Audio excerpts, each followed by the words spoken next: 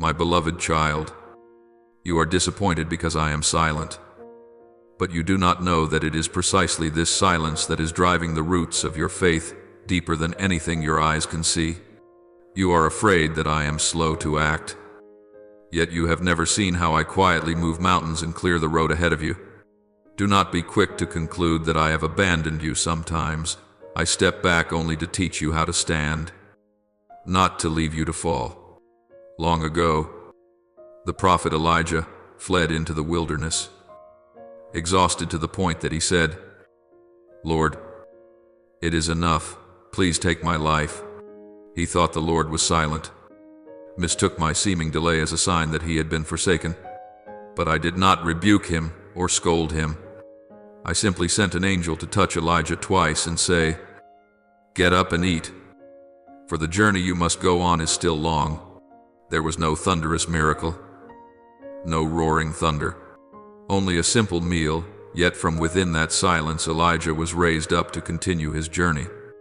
In the same way, there are days when you hear nothing from me, yet you do not know that I am preparing a quiet strength, enough to carry you across a whole desert you were sure you could not cross. There are seasons in life when you do not need anyone to cheer you on. You only need a small sign that heaven still remembers you. Yet the longer you wait, the more you see nothing but a silence stretched out until it feels suffocating. You assume it is a sign that I have turned my back on you. But in truth, that is when I am placing you into an invisible furnace where silence becomes a mirror, revealing the cracks in your soul that you would not normally see. I am not cruel. I am healing the deepest parts of you in a way that noise could never accomplish. There are times when you look back over your life and see only missteps, dreams not yet reached, prayers not yet answered, doors not yet opened. You conclude that I have come too late.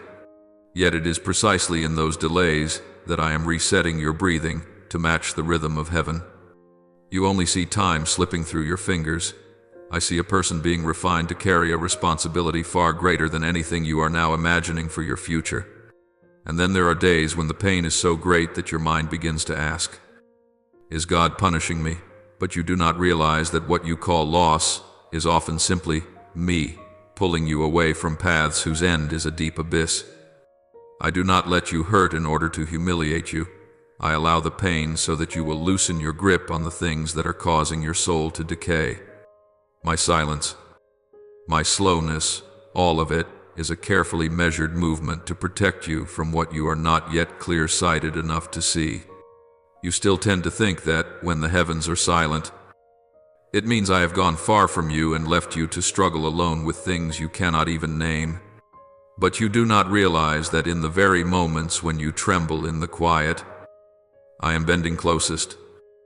Listening to each sigh you try to hide behind a calm facade. I hear even the words that never become sound. I see every tear you quickly wipe away when no one is watching. And yet, simply because I do not answer at once, you fear that I no longer care. My child, silence is not a closed door. It is the room into which I lead you, so that I may mend the deep fractures you dare not touch. If you will be still inside, you will sense that my silence has never been distance, but the way I hold you in my arms without frightening you. At times I allow the stillness to last longer than you would like, because I know there are things that cannot be restored in the midst of noise. You wait for a clear affirmation, while I want you to listen again to the beating of your own heart, where I have always been, not moving even half a step away. You think I am late, but you do not see that I am sharpening your faith in the gentlest possible way. I do not want you to trust me only when you receive what you desire. I want you to trust me even when every outward sign seems to say that I have forgotten. One day you will understand this faith is not born when prayers are answered immediately, but when you keep holding my hand, even when you hear nothing at all. In that very moment you grow, like a tender shoot learning to twist its roots toward the true source of life. I know there are nights when you lift your eyes to the sky and ask, "Lord, are you looking at me?" And I still want you to know that I have never taken my eyes off you. not even for a moment. You see silence as a refusal. I see it as a cocoon cradling a soul that is about to grow stronger. Sometimes I keep silent so that you will stop searching for answers outside yourself and begin to look for me in the rhythm of your daily life, where I hide myself in each small piece you usually overlook. I am not punishing you when I am silent. I am healing you at a pace your heart can bear. And one day, when you look back, you will see that I upheld you through things you once thought were of no importance. But I also see within you a quiet doubt. You believe you are no longer worthy of my attention. You think you are too weak, too wrong, too broken for me to want to draw near. Yet, my child, I do not see you with human eyes. I see you with the gaze of your Creator, the one who knew you before you were formed. I've never accused you with the harsh words you repeat to yourself each night, nor have I ever measured you by success or failure. I look only at the heart that keeps trying, though it is sometimes covered in scars, and I still call it precious. When you let silence lead you into self-condemnation, you unknowingly forget that I am a father, not a judge. What I am waiting for is not your perfection, but the return of your weary heart. Therefore, when you feel that the heavens are mute, do not shrink back and conclude that I am no longer there. I want you to learn to look beneath the surface of the stillness and see that I am still moving in places your eyes cannot yet reach. Do not run from me when you feel lonely. It is precisely then that I long for you to call my name with all the honesty in your heart, even if your only words are, "Lord, I am so weak." You do not need to be strong in order to stand before me. You only need to be real. From that honesty, I will lead you out of the fog that is covering your soul. And then you will slowly realize that the feeling of being forgotten is only the shadow of fear, not the reality of my heart toward you. Once you walk through that shadow, everything that follows in your life, time, opportunities, even delays, will be seen with entirely different eyes. You often look back over your years and wonder why everything seems delayed, why you always feel as though you have missed the important trains. When you see others walking quickly while you walk slowly, you assume that I am favoring them and forgetting you. But my child, I have never measured you by anyone else's pace. Every soul I have created has its own rhythm, its own appointed time, its own journey carefully designed so that it does not lose the essence I placed within it. Yet when you fix your eyes on comparison, you fail to notice my hand reshaping your path. You hear the clock urging you on, but it is often in those very moments that I am pulling you back from hurried steps that would leave your soul wounded and raw. I know there have been days when you opened your eyes and already felt at a disadvantage, out of step, no longer able to catch up with those who went ahead of you. You look at your age, at the opportunities that have slipped through your hands, and you sigh quietly. Now it's too late. But I want you to understand that I do not operate according to the timeline you see. I am not in a hurry when you are in a hurry, nor do I panic when you are afraid. I work in the deep places of the soul, where time is no longer a chain or a limit.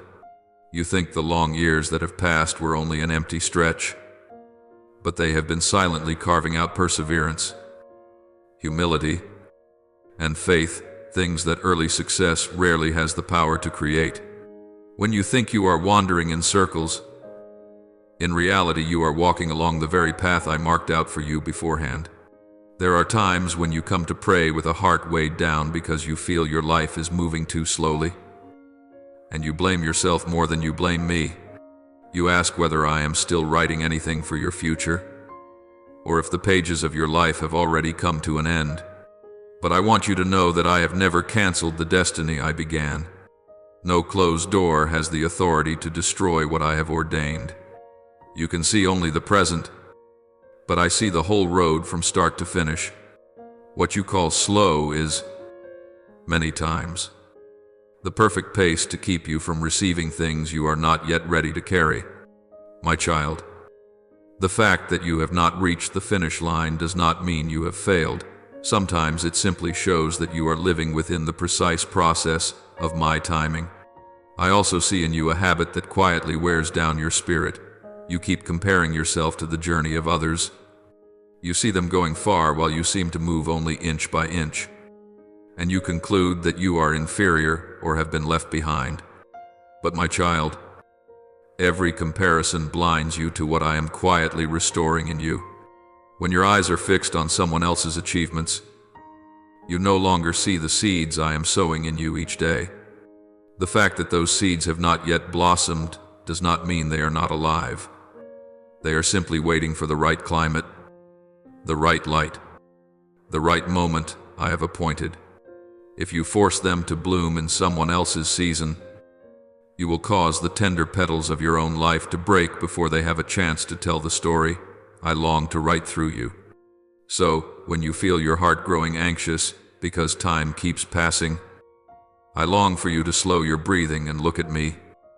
Instead of looking at the haste of this world, you are not late. You are being held a little longer so that when the door opens, you will step through with a soul strong enough, deep enough, and mature enough to carry what I place in your hands.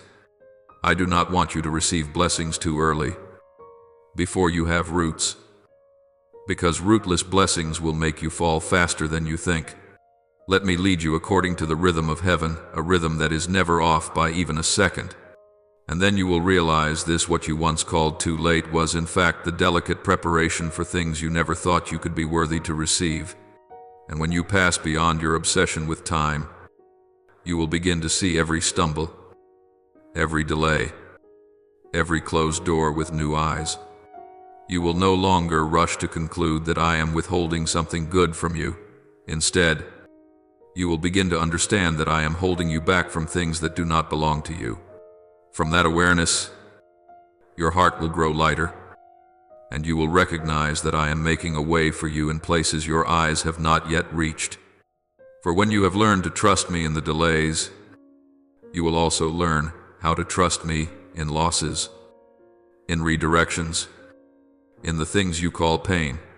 And that will be the door leading you into a greater truth. Pain is not always punishment. Many times it is the shield I quietly place in front of you. There are days when you look at the broken pieces in front of you and sigh, God must be punishing me. Disappointment seems to come too easily, and joy seems to arrive too late. You watch opportunities fade. Relationships that once looked beautiful begin to crack, and you conclude in silence, maybe God doesn't love me anymore. But my child, I have never used pain to take revenge on you or to push you down. I use it as a mirror so you can see clearly what is weighing your soul down, the things you have been afraid to face. If you are willing to draw near to me, you will discover that what you call unfairness is, at times, the very protection I have quietly prepared just for you. When a door closes, I see you bow your head and blame yourself, blame life, and then blame me. You do not know that sometimes I am the one who places my hand on that door and shuts it before it has the chance to crush you. There are people you thought were right for you, but I could see in advance the pain they might bring into your life. There are places you wanted to go, but I knew you would lose yourself if I let you enter. So I am forced to stop you. Even when you cry because you do not understand, you only see that you have lost something you wanted. I see that I am saving you from a wound you would not be able to heal on your own. And one day you will thank me when your heart is quiet enough to recognize that what I withhold is never less than what I am preparing for you. At times I use delays to keep you from dangers that the human eye cannot foresee. Like the time you were angry because you were stuck on the road or missed an appointment you thought was a great opportunity. You were sad, frustrated, blaming yourself for being careless. But you did not realize that sometimes those very moments of being held back are what kept you far from a crisis I did not want you to face. I do not need to perform a visible miracle to protect you. Sometimes a small delay is enough to change the course of a destiny. If you would look at your life from a wider angle, you would see that behind each late arrival, each change of plan, each lost opportunity, There is often a deliberate arrangement I am quietly putting in place. I do not boast when I rescue you, I simply act. Then stand and watch you walk on in safety. But I also know your easy habit you tend to give me the face of those who have wounded you. When someone lets you down, you are afraid I will do the same. When someone walks away, you fear I too will leave you. And when you are in pain, you quickly assume that I am punishing you. My child, I am not them. I did not come to strike you down. I came to lift you up from consequences you yourself do not fully understand. If I wanted to punish you, I would have left you to sink deeper into your wrong paths. But no, I pull you back, even when you resist, because I know the things you cannot yet see. I love you not because you deserve it, but because you belong to me. And because you belong to me, I will not allow pain to drive you off course. So when your heart is bleeding, I do not demand that you be strong. I only want you to come near and tell me how you truly feel. Whether it is fear, anger, or disappointment, I am not offended by those emotions. I am only saddened when you try to hide them and bear everything alone. Let me step into the dark places within you, the places you let no one touch because you think they are too ugly. There I will show you that pain is only the soil being turned over so that I can plant something new. And when you allow me to walk with you, you will understand that pain has never been a full stop. It is only a comma that opens into renewal. From that awareness, you will slowly free yourself from the belief that I am punishing you, and begin to see that I am leading you toward a good you have not yet dared to believe you could receive. Then, when you have let go of your doubts about my love for you, you will begin to see events unfolding in a very different way. You will see that losses are no longer just losses, but the changing of soil for new seeds of life. You will see that turnings in the road are no longer detours, but precise adjustments to steer you away from the cliffs ahead. And you will see that I am not as far away as you thought. I am right beside you. At every step, with every sigh, every time you stand up again. Once you understand the meaning of pain, you will gently realize that not only has pain been misunderstood, you have also misjudged your own worth. And that will be the bridge that leads you to the next truth. You are not a flawed product of your past. You are being reshaped in the hands of a deeply patient potter. There are days when you look back at yourself and see only old scratches that have not yet healed. You remember wrong decisions, trust given to the wrong people, falls that fill you with shame whenever you recall them. Then you conclude that you deserve this, as if every mistake has turned you into someone who no longer has any value before me. But my child, I have never looked at you with the eyes you use to look at yourself. You see only a past full of fragments. I see a soul waiting to be made whole. I am not standing there to accuse you. I am standing there to pull you away from the harsh voice you repeat over and over in your own mind. If you would be still for a while, you would hear that my words are far gentler than the judgment you keep placing on yourself. When you blame yourself for what is past, I see you like a person standing before an old mirror, seeing only a distorted image of yourself and not realizing that it is the mirror that needs to be replaced, not your heart. The more you repeat, I deserve this, the greater the distance becomes between you and the restoration I have for you. You think I keep your failures in constant remembrance, but I have already placed them so far away that you are the only one still holding on to them. You call yourself by names I have never used: foolish, weak, worthless, getting what you deserve. Those words do not come from me. They come from the fear of being hurt again. You are using the past like a lock to chain yourself, while I long to remove it so you can step into a future shaped by my hands. You need only to relax your grip a little, and I will show you the new mirror I am holding out, where you are seen through the eyes of a father, not a judge. I want you to remember that you are only clay, and I am the potter. No one looks at the clay and calls it useless. They only look at the hands that shape it. You are not yet your final form. You are in the middle of the process. And the process always includes being pressed again, adjusted, even broken, so that you can be remade better. You thought the shaking in your life was punishment. But in reality, it is how I carefully reshape the parts that have drifted from my original intention. You are not abandoned in the furnace. You are placed there so you may become firm and strong. The vessel can never mold itself. It must allow the potter to touch it, turn it, adjust it, and sometimes hurt it a little so that it may become more beautiful. If you will let me work, you will come to understand that you are not broken beyond repair. You are being renewed. Little by little. I know you are tired of pretending you are fine, of trying to use your achievements to compensate for your deepest insecurity.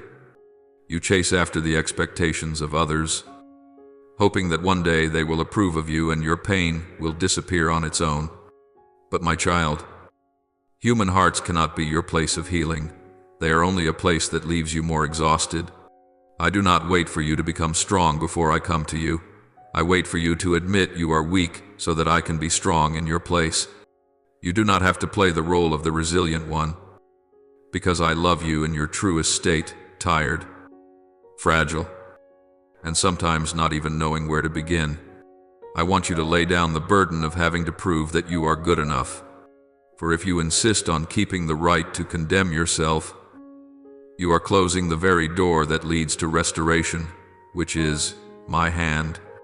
So come near to me with all the things you consider ugly about yourself, missteps in your past, your cracked heart, your anger, your shame, your fear of being judged. I am not unfamiliar with these things. I have seen them long ago and still chose to love you through every stumble. Do not hide yourself any longer behind words of self-condemnation. Let me wipe clean the way you look at yourself, so that you may know you are not the final product of your mistakes. You are a page I am still writing on, not a discarded fragment. And as you begin to recognize your true worth in my hands, you will feel your heart grow lighter and your steps more steady. From there, you will come to understand why I do not want you to merely survive reluctantly. I want you to rise, not only to find peace, but to become living proof that restoration is real and is still unfolding in you day by day. Then, at some point, when your soul is no longer bound by the voices of the past, you will find yourself called to something greater than mere existence. You will begin to see that life is not just a string of attempts to get through the day, but a journey of being sent to reach others. You will know that what once caused you pain has now become a key that opens a door for those who are lost. And you will understand, quite naturally, that I do not restore you merely so that you can feel better. I restore you so that you may become light, so that through you, others may see me. And from that awareness, you will be ready to step into what comes next, living not just to survive, but to carry blessing wherever I place you. There are times when, after too many blows, you only have enough strength to say one thing to me: just let me have some peace. That's all. I understand that, because I see that you are so tired you no longer dare to dream of anything more. But my child, if you live only to avoid pain, only to get through each day, then you are living far beneath what I have placed inside you. I did not save you just so you could hide in a safe corner, lock your heart away, and fear every risk. I set you free so that you could step out, turning the very scars that once made you ashamed into a story of restoration for others. If you only ask for peace for yourself and forget that I long to use your life to touch other souls, the blessing within you will slowly run dry, because it has nowhere to flow. I know that many times you have ranked yourself among the ordinary, only daring to think that it is enough just to get by, asking for nothing more. You look at those who are used and think, I am not that kind of person. And so you retreat into your small, safe zone. But my child, I do not choose people by human standards. I do not look for the perfect. I look for those who have been broken, who have thirsted, who know what the depths feel like, so that when I lift them up, they understand the true value of grace. You say you have nothing to give, but I see in you a treasure that has been formed precisely through the seasons you thought were all loss. All I need is for you to dare to place into my hands the little you think you have. I will break it, bless it, and distribute it to far more people than you can imagine. The battles you are facing are not only about money, emotions, or relationships, as you think. Behind them is a spiritual clash. Because on your life there is a calling that hell is very afraid you will discover. You think you are only trying to survive the day. But in truth, both I and the enemy of your soul know that you were created to do far more than that. Every time you want to give up, there is a whisper telling you that your life is meaningless. That is not me. That is the voice that wants you to forget that you are sent, so that you will accept living like a faint shadow in this world. I did not create you to be a silent extra in the background. I created you so that my light in you, however small it may seem, would be enough to shine for someone who has lost their way. When I lift you up, even just a little, I do not do it so that you can proudly say you have made it. I place you in new positions, new relationships, new opportunities, so that through them people may see my fingerprints on your life. I do not want you to show off what you have achieved.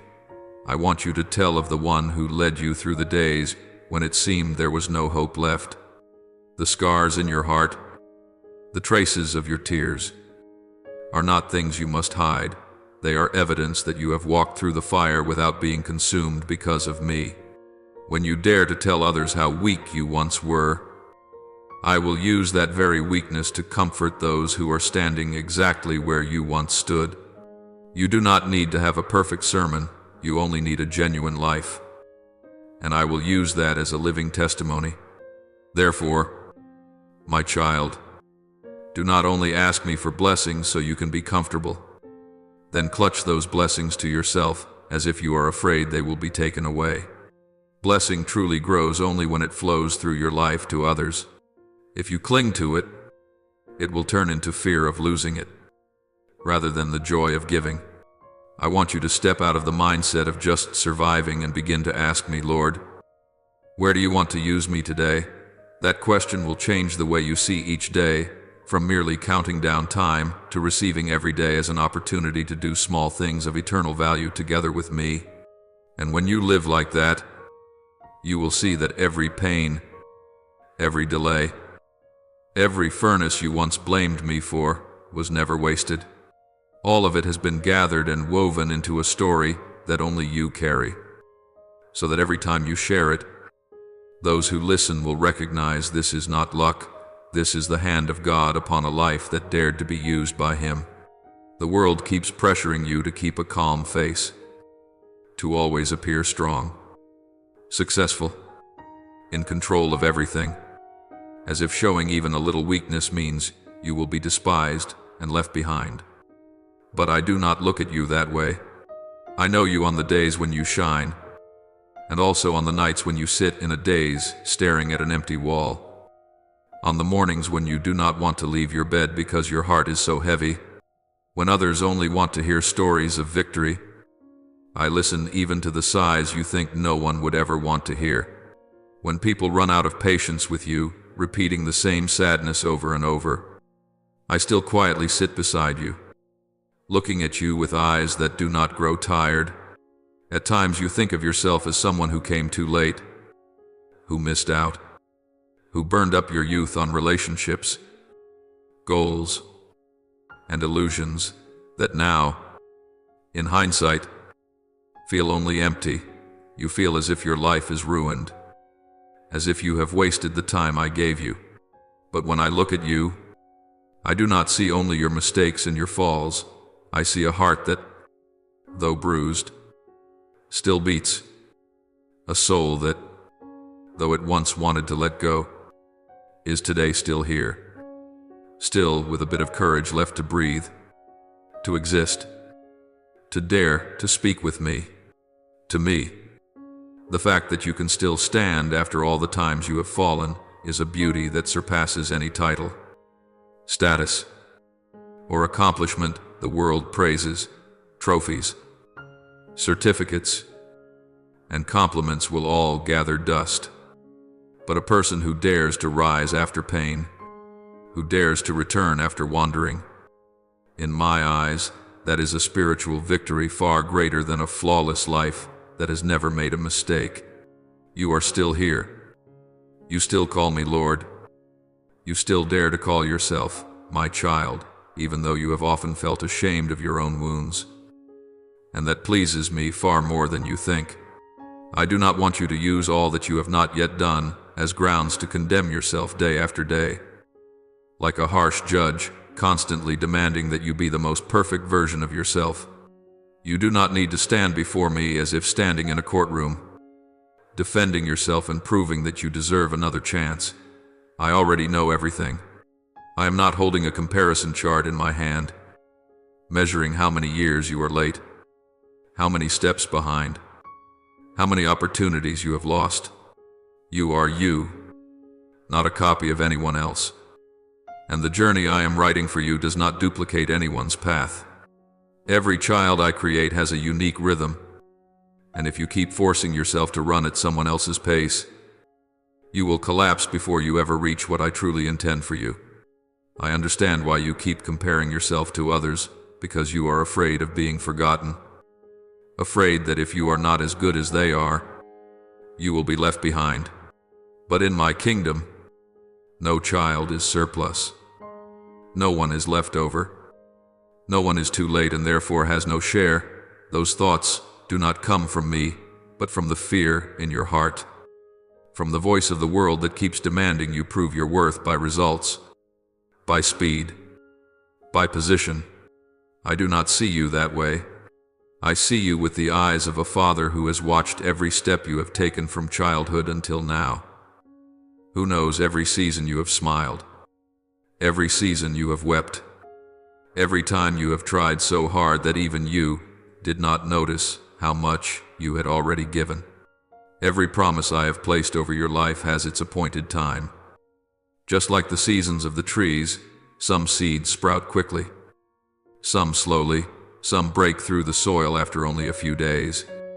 But there are also seeds that must remain hidden for a very long time in the dark earth before they rise into a sturdy tree. You often only like what is instant miracles that happen quickly, doors that fly open so that you do not have to wait, do not have to feel uncertain, do not have to face the question, why have I not received yet? But I do not work according to your impatience. I work according to my wisdom, from which I see the whole picture, when for now you only see a small corner.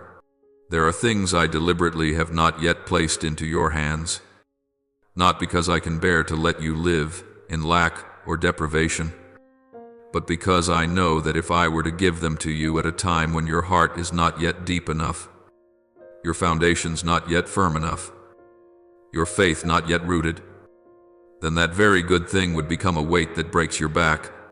I do not want blessing to turn into chains. I do not want grace to become the very reason that draws you away from me or away from your true self.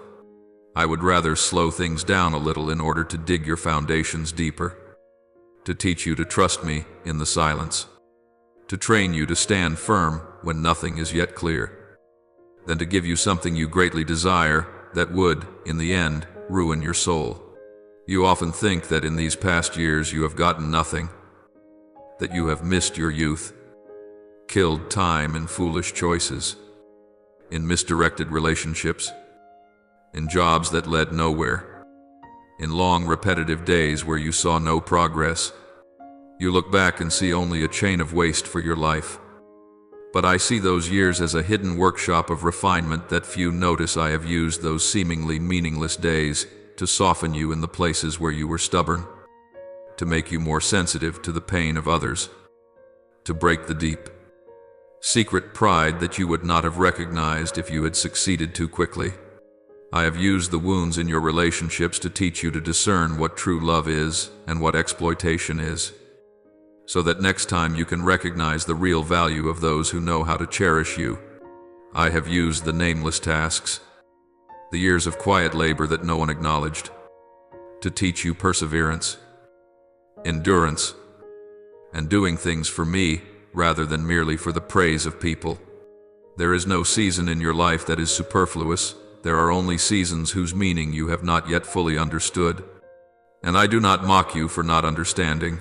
I wait for the moment when you are calm enough for me to explain each part again, right along the very footprints you once thought were wanderings. Today, even if you feel that you still amount to nothing, I want you to pause and look deeply at this one truth. You are still here. You are still alive, still able to feel, still able to believe, even if you believe with trembling. You do not know how many times you wanted to give up, yet you could never quite let go completely, because within you there is still a very small strand that connects you to me. It is precisely this seemingly fragile strand that delights me. It tells me that you have not entirely closed your heart to me, that you still long for something more than a life that merely gets by. Do not despise the fact that you still sit and stay, still read, still listen, still talk with me. That is already the sign of a soul that refuses to let darkness swallow it whole. I do not expect you to become a hero overnight. I simply desire that you give me the chance, day by day, to soften one more small part of your heart. And I want to tell you that you are not the only one who has ever thought it was too late, that there was no hope left. Many whom I dearly love have also gone through long years that felt like a desert, that seemed like my silence, when in reality I was writing the deepest chapters of their story. You often ask yourself, if so, when will it be my turn? When will I clearly see what you have promised? I do not condemn that question, because I understand it is born from all the times you have stood on the sidelines watching others receive the blessings you too have hoped for. But I want you to know that in the spiritual realm, there is no such thing as your turn being taken by someone else. What I have set apart for you, no one can take. What I have ordained for others, you cannot seize. Each person has a portion that is uniquely theirs, and the time for that portion to be revealed is also uniquely appointed. The fact that you see others cross the finish line before you does not mean I have abandoned you at the starting line. Sometimes I intentionally keep you longer at the beginning so that you can learn what they do not need to learn, because you will need it in places where others will never go. Instead of asking, when will it be my turn? I long for you to begin asking, Lord, what are you teaching me in this season? When your question changes, your impatience will lessen, and you will see that I am not motionless as you imagine. I am busy preparing you yourself and the circumstances around you, so that when I bring you into the place I intend, everything will already be in its proper position. You are not forgotten in some corner of the sky, nor have I placed you at the very end of the line and then forgotten to call your name. I remember you, every tiny detail of your life, the things that others would never bother to notice. There are dreams you think you have buried, but I still hold them in my hands and quietly breathe life into them, waiting for the day when you are brave enough to receive them again without fearing failure. There are words you once spoke to me in tears many years ago, and then, worn out, you stopped mentioning them. But I have never forgotten. I keep them as seeds stored away, waiting for the right season to sow them again into your life. And now, though you do not yet see clearly, things are stirring in the unseen realm. I am stirring up those places you thought had grown cold, awakening the healthy desires you once extinguished because you were afraid of hoping only to be disappointed again. My presence is touching the dry places in you, making you suddenly realize you no longer want to live in a way that is merely getting it over with, no longer willing to accept a life of mere endurance, That is the sign that my spirit is at work, not to throw you into panic, but to help you know that I am still continuing my work in your life. You may not yet be able to name this change. You only feel a slight restlessness inside when you live exactly as before. A quiet discomfort when you continue to compromise with what you know is not right. A faint longing for something deeper that you cannot put into words. Do not be quick to quench these feelings. They are not meaningless instability. They are my gentle knocking at your door. I am inviting you to step out of a way of living that only seeks safety, that only wishes to be left in peace, that only asks me, please, don't let me hurt anymore, and to step into a way of living that knows how to ask, Lord, how can I belong to you more? How can I let you use my very life to touch someone? I am not demanding that you change the whole world at once. I only want you to begin with the small things I place before you, a sincere word of concern, a compassionate look, an act of forgiveness you once thought yourself incapable of. Every small step you take with me has eternal value, and it is precisely through those small steps that your calling is revealed. I have not kept you alive until today merely so that you might exist, merely so that you fulfill a few responsibilities and then disappear as if you had never been here. I preserve your life because in your story there is something I want to use to awaken other hearts. The scars on your soul are not only reminders of pain, they will become evidence that I can uphold a person who seemed to have no chance left. You do not know how many people need to hear that from your own mouth, to see that through your own life, and that is why I am awakening you, enlarging your heart, softening the places that once were hardened. You are not forgotten. You are not overlooked. You are not someone I have passed over so that I can attend to other souls who seem more important. You are being prepared for something both gentle and great, to become living proof that I still work, still heal, still make all things new. Even in a life the world had written off as having nothing more to say. So do not be quick to belittle yourself, and do not confine yourself to the role of the one who just needs a bit of peace. I call you out of that. I call you to become a bearer of peace, a carrier of hope, a bringer of my light to the places where your feet tread. And as you step into this, you will realize that every delay, every silence, every year that seemed utterly wasted was in fact the path along which I led you the long way around, so that today you can stand in my plan without the fear that once gripped you.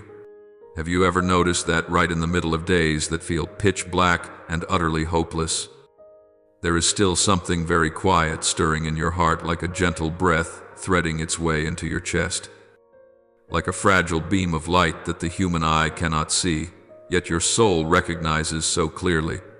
Sometimes you do not know what to call it.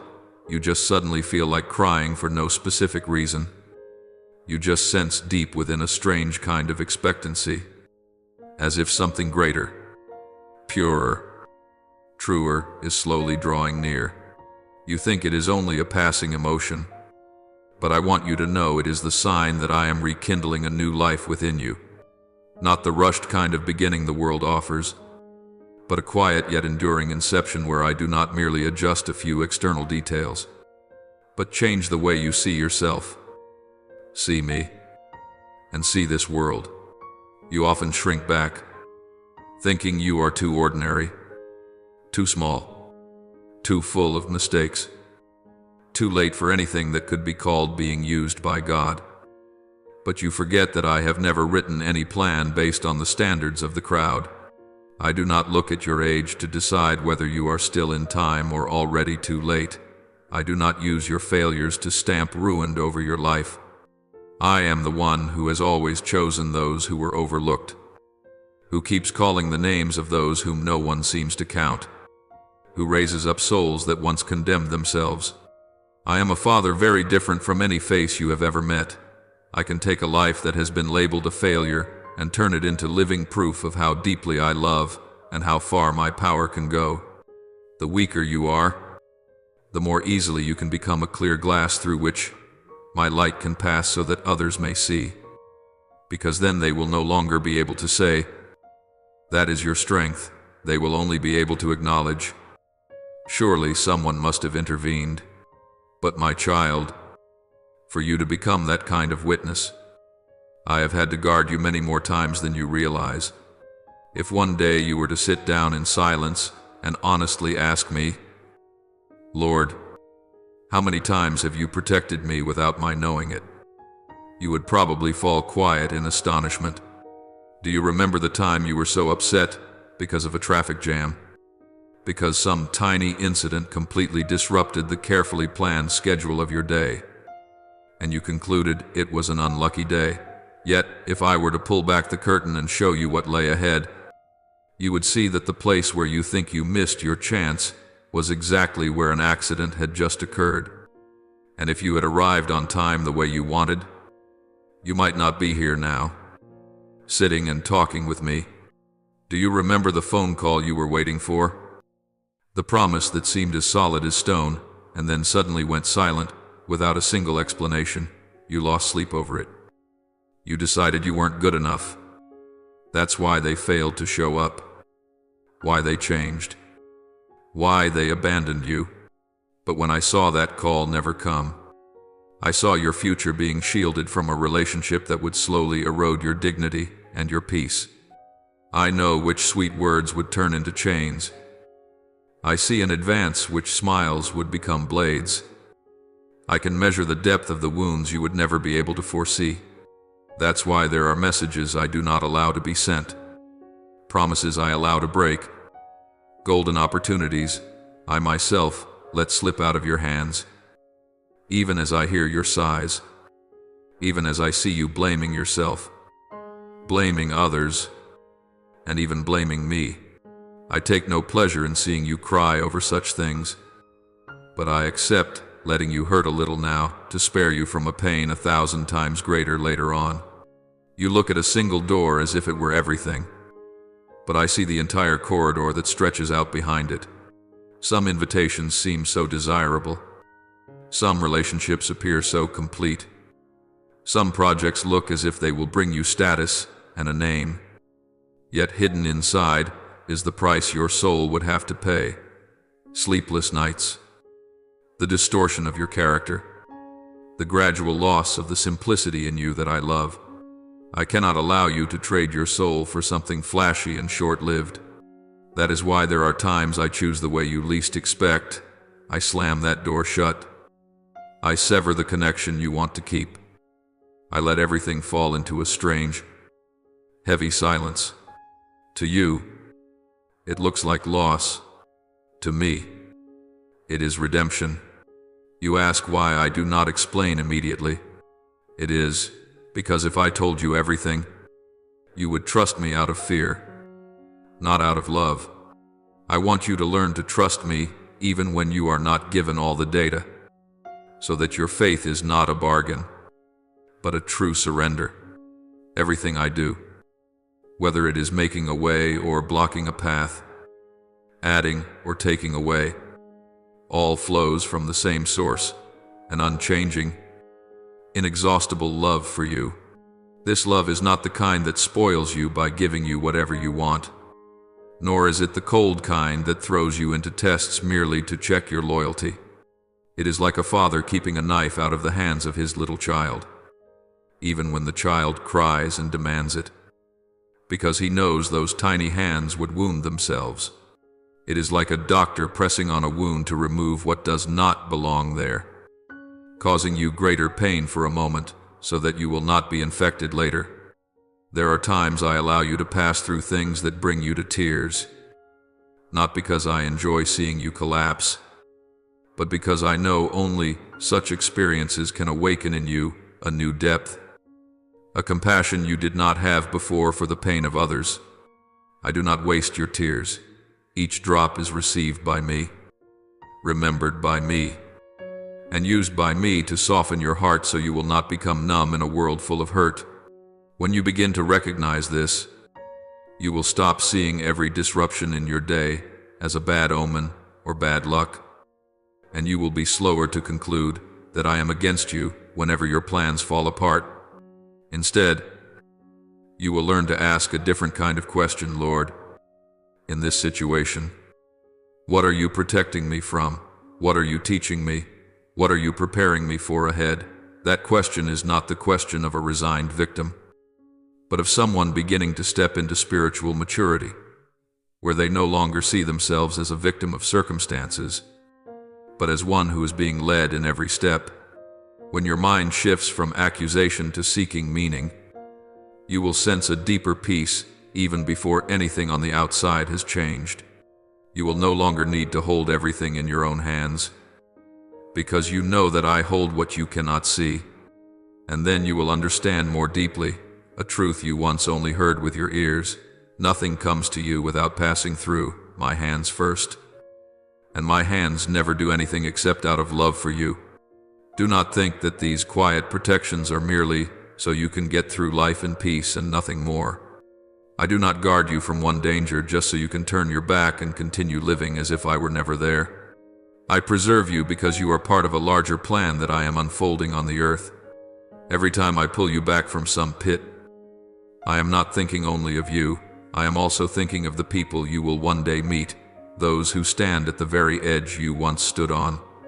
I want that when you look at them, you will not only see their problems, but also recognize your own reflection from years past, so that you can offer them not just advice, but testimony. I have been there, and this is how the Lord brought me out. That is why I do not erase every trace of the battles you have fought. I only draw out the poison, leaving the wisdom so you can become a support for others. The blessing I pour into you is not meant to be a stagnant pond, but a living stream flowing through you to water other dry and thirsty places. When you realize that you are saved, preserved, and protected, not just so you can be safe, but so you can be sent, you will begin to live with a different posture. You will ask less often, when will I receive more and more often? Today, what can I give to someone from what I have already received? You will fear loss less, because you will recognize that the one who has kept you from countless dangers, who has broken traps you never even saw, is surely able to provide everything you truly need as you live for his purposes. You will no longer live like someone who only hopes to escape disaster, but like a person who knows they are in the army of a good king, a king who does not push you alone onto the battlefield, but also does not leave you forever hiding in a shelter out of fear. I want you to step out, fully aware that every step, every word, every choice you make can be a channel through which I touch someone. And once you begin to live like that, the traffic jams, the unanswered messages, the calls that never come, the plans that remain unfinished will no longer be unhealed wounds, but signs that remind you, my love always goes ahead of you, even when you don't see it. My child, everything I have done, I am doing, and will do in your life, both the things that made you rejoice and the things that once made you weep in confusion, all weave together into one single story, the story of a God who does not abandon, does not make mistakes, does not arrive late, and never does anything except what is good for those who belong to him. If today you still feel, deep in your heart, even the faintest warmth, the gentlest desire that I wish my life could be used for something more than just existing, then I want you to know I am the one who placed that desire within you.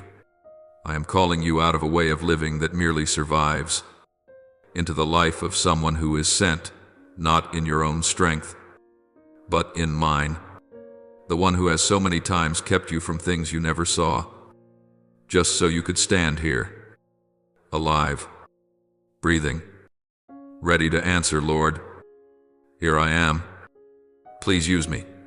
You keep running to me with a long list of questions, all the whys and whens and how long, as if the value of our relationship were measured only by how quickly and how clearly I answer you, and by whether my answer matches your expectations.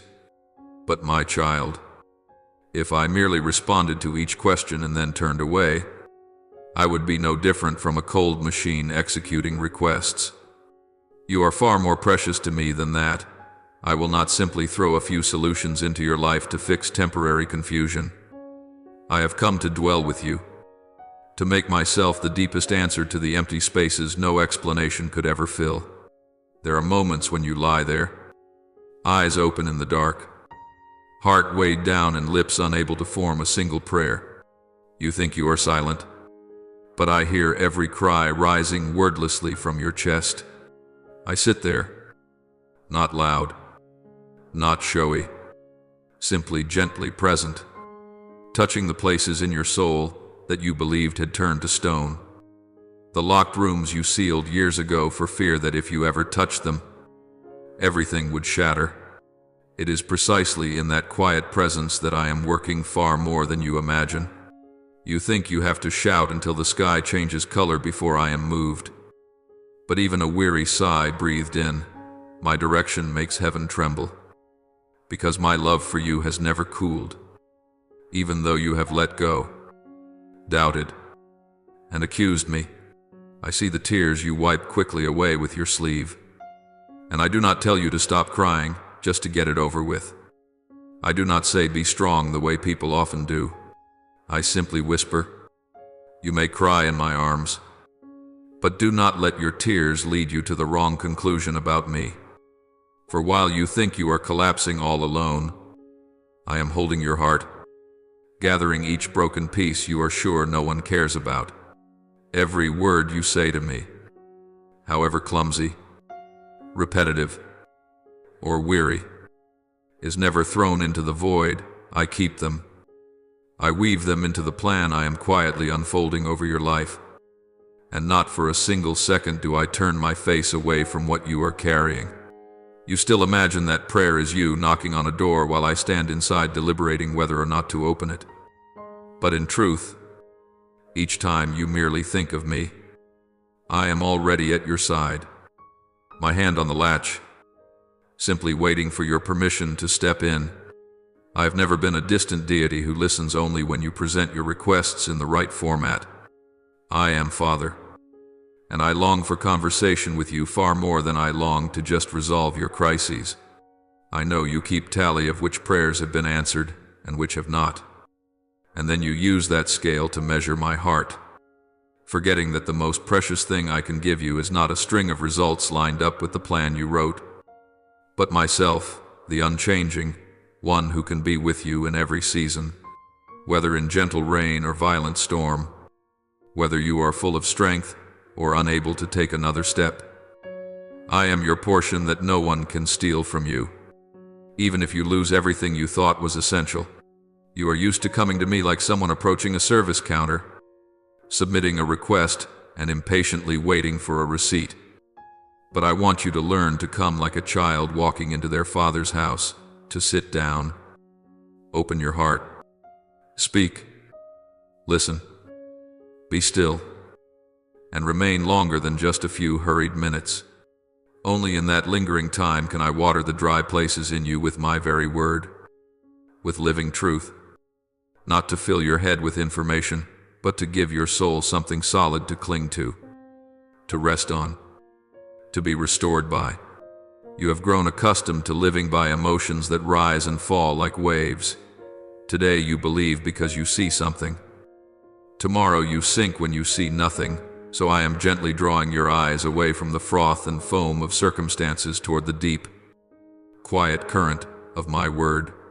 There, the source of life flows continually, untouched by the changing weather of your life.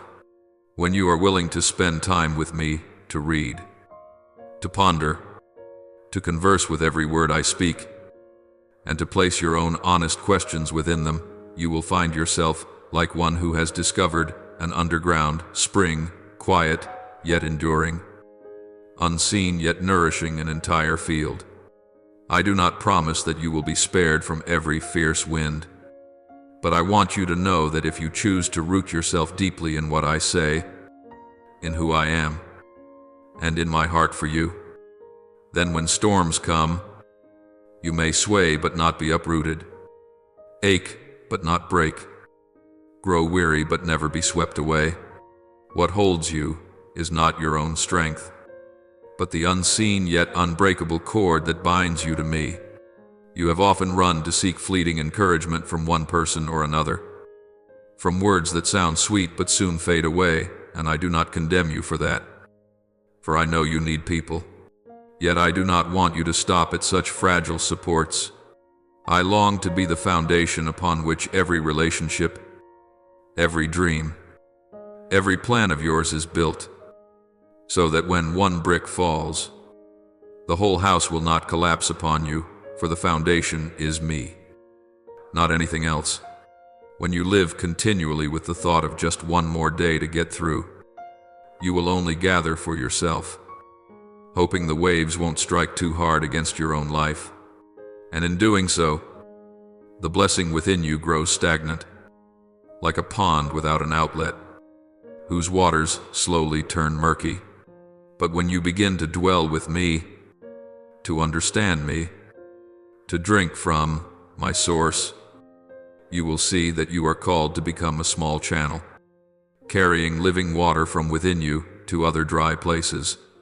Then, blessing will no longer be something you clutch in fear of losing, but a current that grows clearer the more it flows, richer the more it gives. I see within you capacities you have not yet dared to believe in, the experiences you've walked through, the pains you have held. All these, when immersed in my presence and my word, become the precious substance that allows you to embrace another who is weeping in the same place where you once fell. You will not comfort them with empty phrases, because you know how real that pain feels. And in that moment when you reach out your hand to them, I am there speaking through your words, shining through your eyes, and using the scars that have healed in you to whisper to them that I am near to them too. You may think you are not mature enough, not wise enough to support anyone, but never forget it is I who do the work. You are only the vessel, the lamp. Your task is not to create your own light, but to keep the oil, keep the flame, keep the connection with the source. Each time you return to me, allowing me to touch the parts you wish to hide, letting my words soak into your worn-out thoughts and distorted ideas about me and about yourself, you give me the chance to reshape your understanding of worth, success, survival, and fullness of life. I did not place you on this earth merely to avoid pain and quietly disappear. I placed you there so that amid unpredictable storms and sunlight, you would stand as a small but clear sign that I am real, that I still act, still save, still transform, still walk beside my own. I want you to know that every moment I spend with you, speaking, comforting, correcting, is never wasted grace. For from those quiet encounters you will rise with new eyes, new steps, and a new heart. Those around you will sense something hard to name, yet unmistakably real and magnetic. It is my fragrance upon you, not outer brilliance, but a deep peace, a strange patience, a gentleness amid tension, a steadfastness amid uncertainty. All these fruits I grow in you are not for you to admire yourself, but so you might become shade for someone weary and thirsty.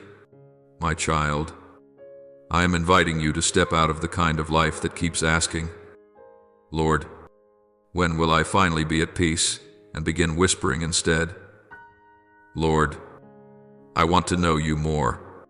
I want to understand what you are doing in me, so I can be a blessing to someone else.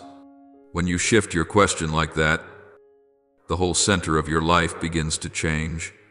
You will no longer see me as a machine that meets your needs, but as a father patiently training you, both tender and firm, comforting and instructing. And from that place of intimacy, day by day, quietly, I will transform one who once only knew how to survive into one who knows how to bring life, not by their own strength, but by the flow of life I have placed within and through them, reaching even the places they never imagined. Now, I invite you to pause and lay down the noise around you for a moment.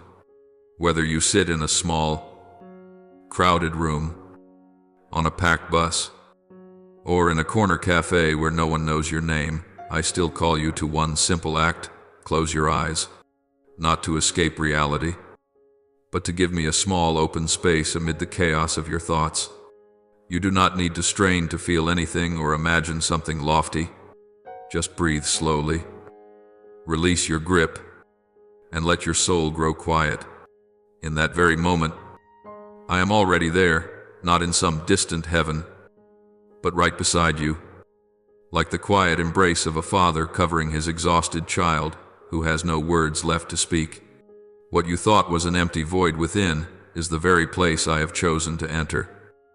If only you will open it to me. As your heart settles, you will begin to sense a gentle warmth seeping into places you thought had long grown cold. It is not loud, not dazzling like fireworks, but like a soft stream flowing through the desert of your soul. I do not come to make you tremble in fear, but to lift the heavy stones you have grown used to carrying. My love is not a theory for you to memorize. It is a living presence surrounding you, touching the places no one else has reached, not even you. There are depths of loneliness you've never dared to speak of, yet I have chosen to dwell right there. And as I do, you will gradually sense something shifting inside, not that all darkness vanishes at once, but that a single beam of light shows you are no longer sitting alone in the night. You will not leave this moment the same as when you entered it. I do not promise that every problem will disappear after a few minutes with eyes closed, but I promise to touch the places you have avoided for years. Sometimes, a single moment of letting me come close loosens the chains that have long bound your heart. The rigidity within you that whispers saying, "Nothing ever changes," begins to crack, and into those small cracks, I plant a tender seed called hope. Fragile as it may seem, it holds power enough to push back the thoughts that try to drag you into old numbness. You may not yet see it clearly, but deep within, a quiet turning has begun. Your soul is turning back toward me. Even if you do not yet have words for it, you think your faith has left you long ago, but truly it has only curled up to rest after storms too strong. Today, as you sit still before me, that flame is being rekindled not by grand displays, but by a soft whisper within. I am still here. I have not stopped working. That voice does not shout or demand. It moves like a thin breeze, stirring the heavy curtain around your heart. You may not understand how, but among your usual flood of weary thoughts, a small question flickers. What if there's still hope for me in that very question? Faith is lighting its first sparks again. It does not deny the wounds you have suffered, but it gently tells you that those wounds are not the final chapter. Perhaps these days you felt a strange restlessness you can't explain. Outwardly, everything seems the same job, the same room, the same faces. Yet inside, you feel as though something is about to happen, as if you're standing on the threshold of something new you cannot name. You think it's mere anxiety or oversensitivity, but I want you to know that often this restlessness is the bell of my spirit ringing within you. I am stirring you from the slumber of just getting by, to tell you no, your story with me is not finished here. This is not the end. This is a transition. If you would pause and ask, "Lord, are you calling me?" you would begin to see that you are no longer a bystander to your own story. My timing is not like the calendar you hold. You measure years by wrinkles, by lost chances, by the feeling of lagging behind others. But I read time by what has been formed inside your soul. The years you thought were wasted were the very seasons I used to soften hardened places, to humble your pride, to peel away the layers you used to hide your fear. The nights you thought were only full of useless tears, I gathered every drop like rain watering the deep field within you. When the storms have passed, those tears will become the roots that anchor your faith deep into the soil, so that when new winds rise, you will not be uprooted as easily as before. You often think, my silence is a harsh test, a trial of endurance. In truth, I am teaching you a new language, the language of trust without immediate proof. When I do not respond the way you expect, you learn to sit with yourself, to face the questions you once drowned out with noise.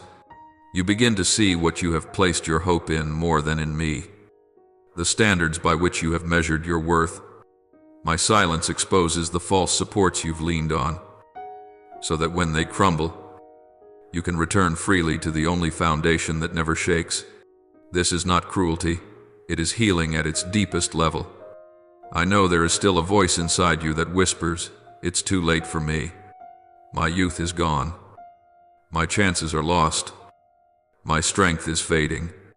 It's easy to believe your only task now is to endure until the end. But my child, I have never been bound by age, circumstance, or the record of your past. I once called a man when his hair had turned gray, when he had resigned himself to small expectations, and from him I raised a nation beyond counting. I once sought another who had fled from his past and lived quietly in the wilderness to forget his old dreams, and into his hands I placed a mission that changed history. These stories are not ancient legends. They are my reminders that I do not only work with those who start early, I delight in beginning again with those who think they are finished. You are not in the wrong place.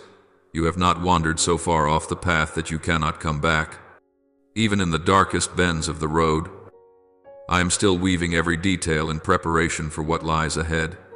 You, as you are now with all your scars, the costly lessons, the painful falls are exactly the person most suited for the next part of the journey I am unfolding.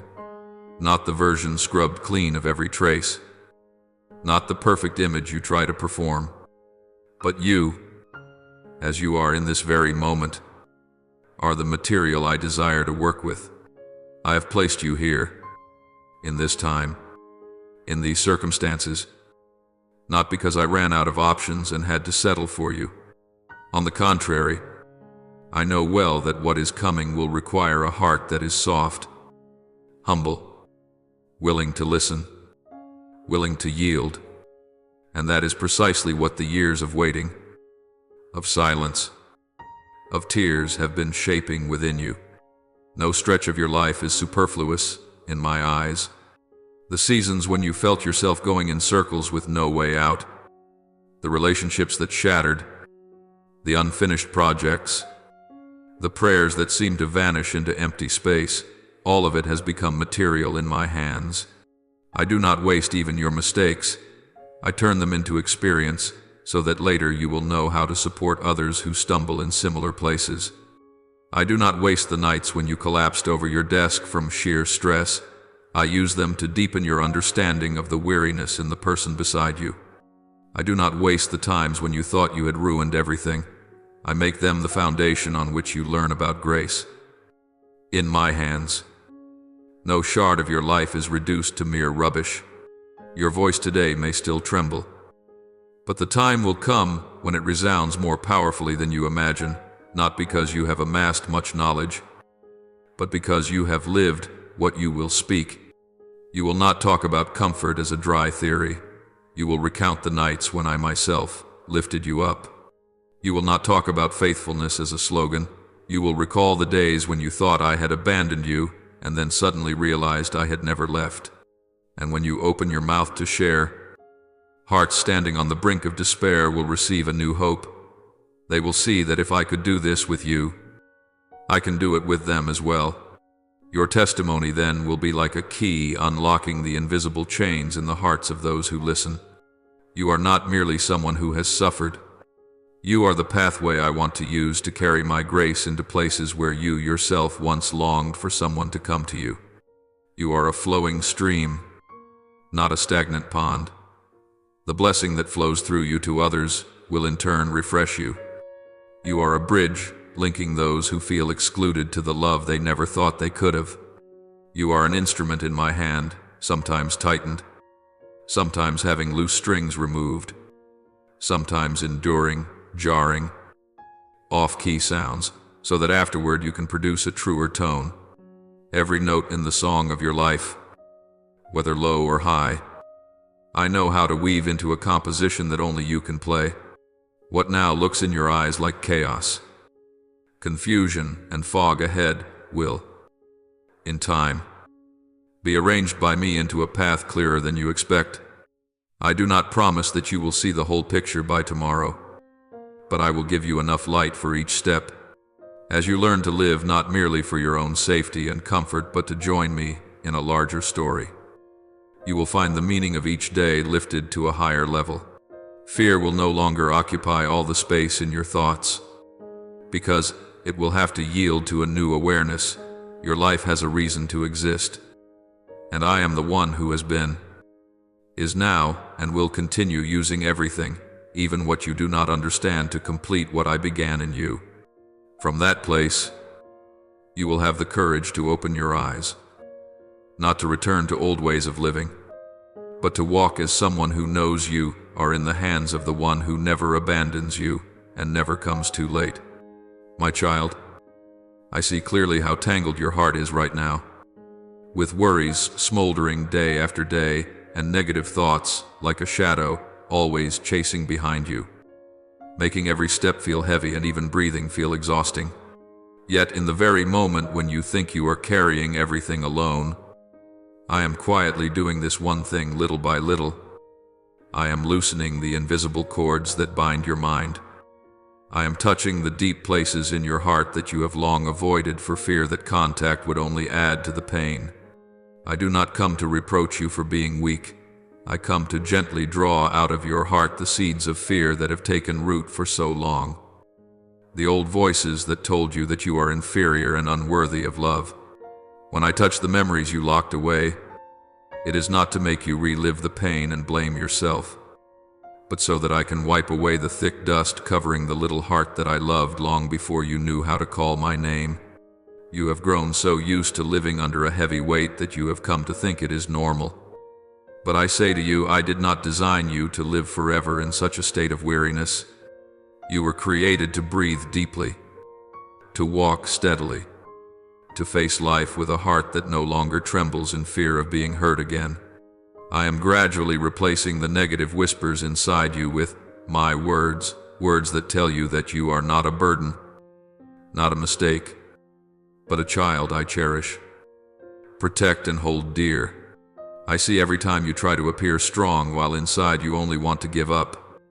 And it is into that very place that I am pouring my peace, not the kind of peace that makes you avoid reality, but the peace that enables you to stand firm in the midst of what has not yet changed. You were not born to spend your whole life bent under the weight of other people's opinions, dodging their gaze because you are ashamed of what you have gone through. I made you so that you can lift your head, even with eyes that have often been filled with tears, and dare to believe that your worth does not rest on praise or criticism, but on the fact that you belong to me. Though there have been those who called you names that wounded you, though there are words like blades still echoing somewhere in your memory, the final word over your life is still my voice, not the voice of anyone who has ever hurt you. You may have heard far too many times that you are nobody, that you can do nothing, that your future is nothing but a blur. But I do not agree with those words at all. I know how many dark days you have survived that no one else knows about. I know how many times you swallowed your tears just to keep going. And because I know all of this so well, I say to you even more firmly, this will not end with you living in fear forever. This is not a full stop, but a transition. A turning point where I use my hand to change the direction of your life story. You have believed that you would remain stuck forever in a hazy season, not knowing how to move forward. But I tell you, you will come out of this season, not by gritting your teeth in your own strength, but by being upheld by mine. You will look back on this stretch of road and be amazed to see that in places that seemed to be nothing but stones and gravel, I had laid lessons, encounters, and moments of comfort that you did not even realize I was using to build you. Every valley you pass through has its purpose. Not one of your steps falls into meaningless emptiness as long as your hand is still placed in mine. Even now, as you open your heart to listen, chains you cannot see with your eyes are being broken. Old patterns of thought that constantly drag you back into inferiority and self-condemnation are being touched and loosened by me. There are obsessions you thought you would carry for life, yet I am patiently untying each knot, even if you do not yet feel it clearly. I am not in a hurry, but I am not still either. My spirit is at work in you, careful and persistent, like a healer who patiently tends even to the smallest wound, overlooking nothing, despising nothing. You think you can hardly escape the inner prisons where you have locked yourself in shame, in guilt, in suspicion of everyone. But I am opening the doors of those rooms, one by one. I do not use force. I do not shove you out of your hiding place. I take your hand and walk with you into the light so that you can relearn how to trust. Not in a single day, but through each small step, each conversation, each time you dare to be honest with me about what you are afraid of. I know you have been deceived by those you thought were your support, stabbed in the back by people who once promised to stay by your side, and so you built a strong wall around yourself, unwilling to let anyone come near. I do not blame you for being guarded. I understand why you had to build walls in order to survive. But I have not come to break you. I have come to dismantle those walls so that, while you remain protected by me, your heart will no longer be locked in loneliness. I do not demand that you immediately trust everyone again. I only invite you to begin by trusting me. And from there, I will teach you whom to trust, whom to set down, whom I am using to lift you up, and whom you must learn to release.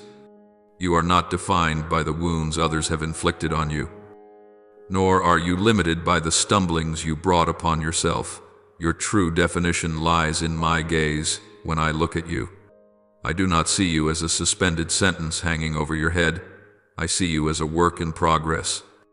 In my eyes, you are not a burden, not an error, not a defective product of life, but someone I have called by name, someone I have sought out, someone I lift up each time you think you have hit bottom. Many times I have intervened so that you would not rush headlong into dangerous dead ends. I have closed more than a few doors that looked appealing but concealed depths you could not foresee. I have taken away relationships that seemed like blessings but were in fact traps. Many times you have complained that things did not go your way. But if you could see the whole picture as I do, you would understand that those moments of loss were precisely the times I was keeping you from a far greater loss.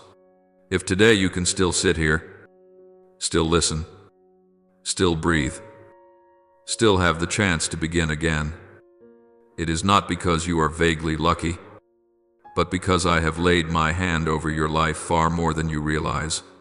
If one day you could see clearly all the situations where I quietly intervened, the blessings I placed in the very places you only saw as empty, you would no longer have time left to complain. You would find your heart overflowing with gratitude. Not the outward kind of gratitude that just sounds nice, but the gratitude that rises naturally when you realize how many times you thought you had collapsed, and yet you are still standing today.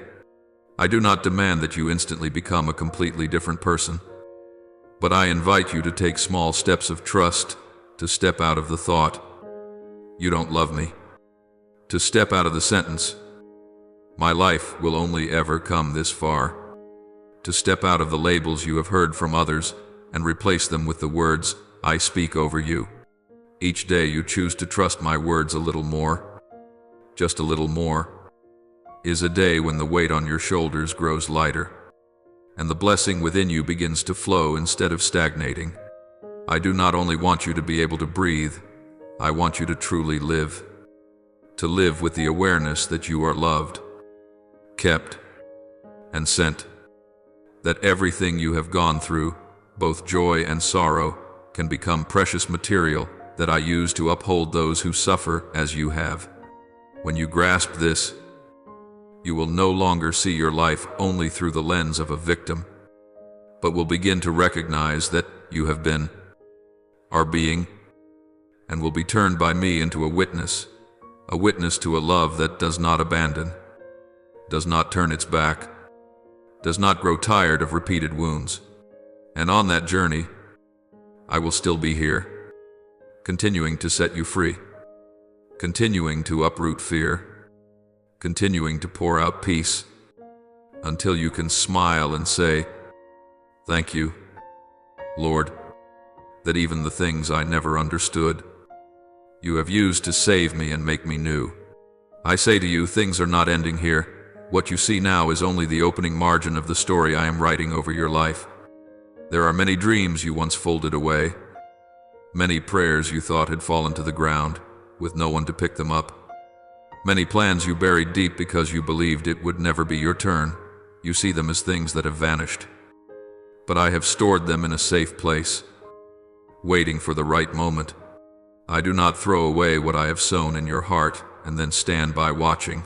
I delay only because I know that if these things came too soon, they would break you rather than grow you.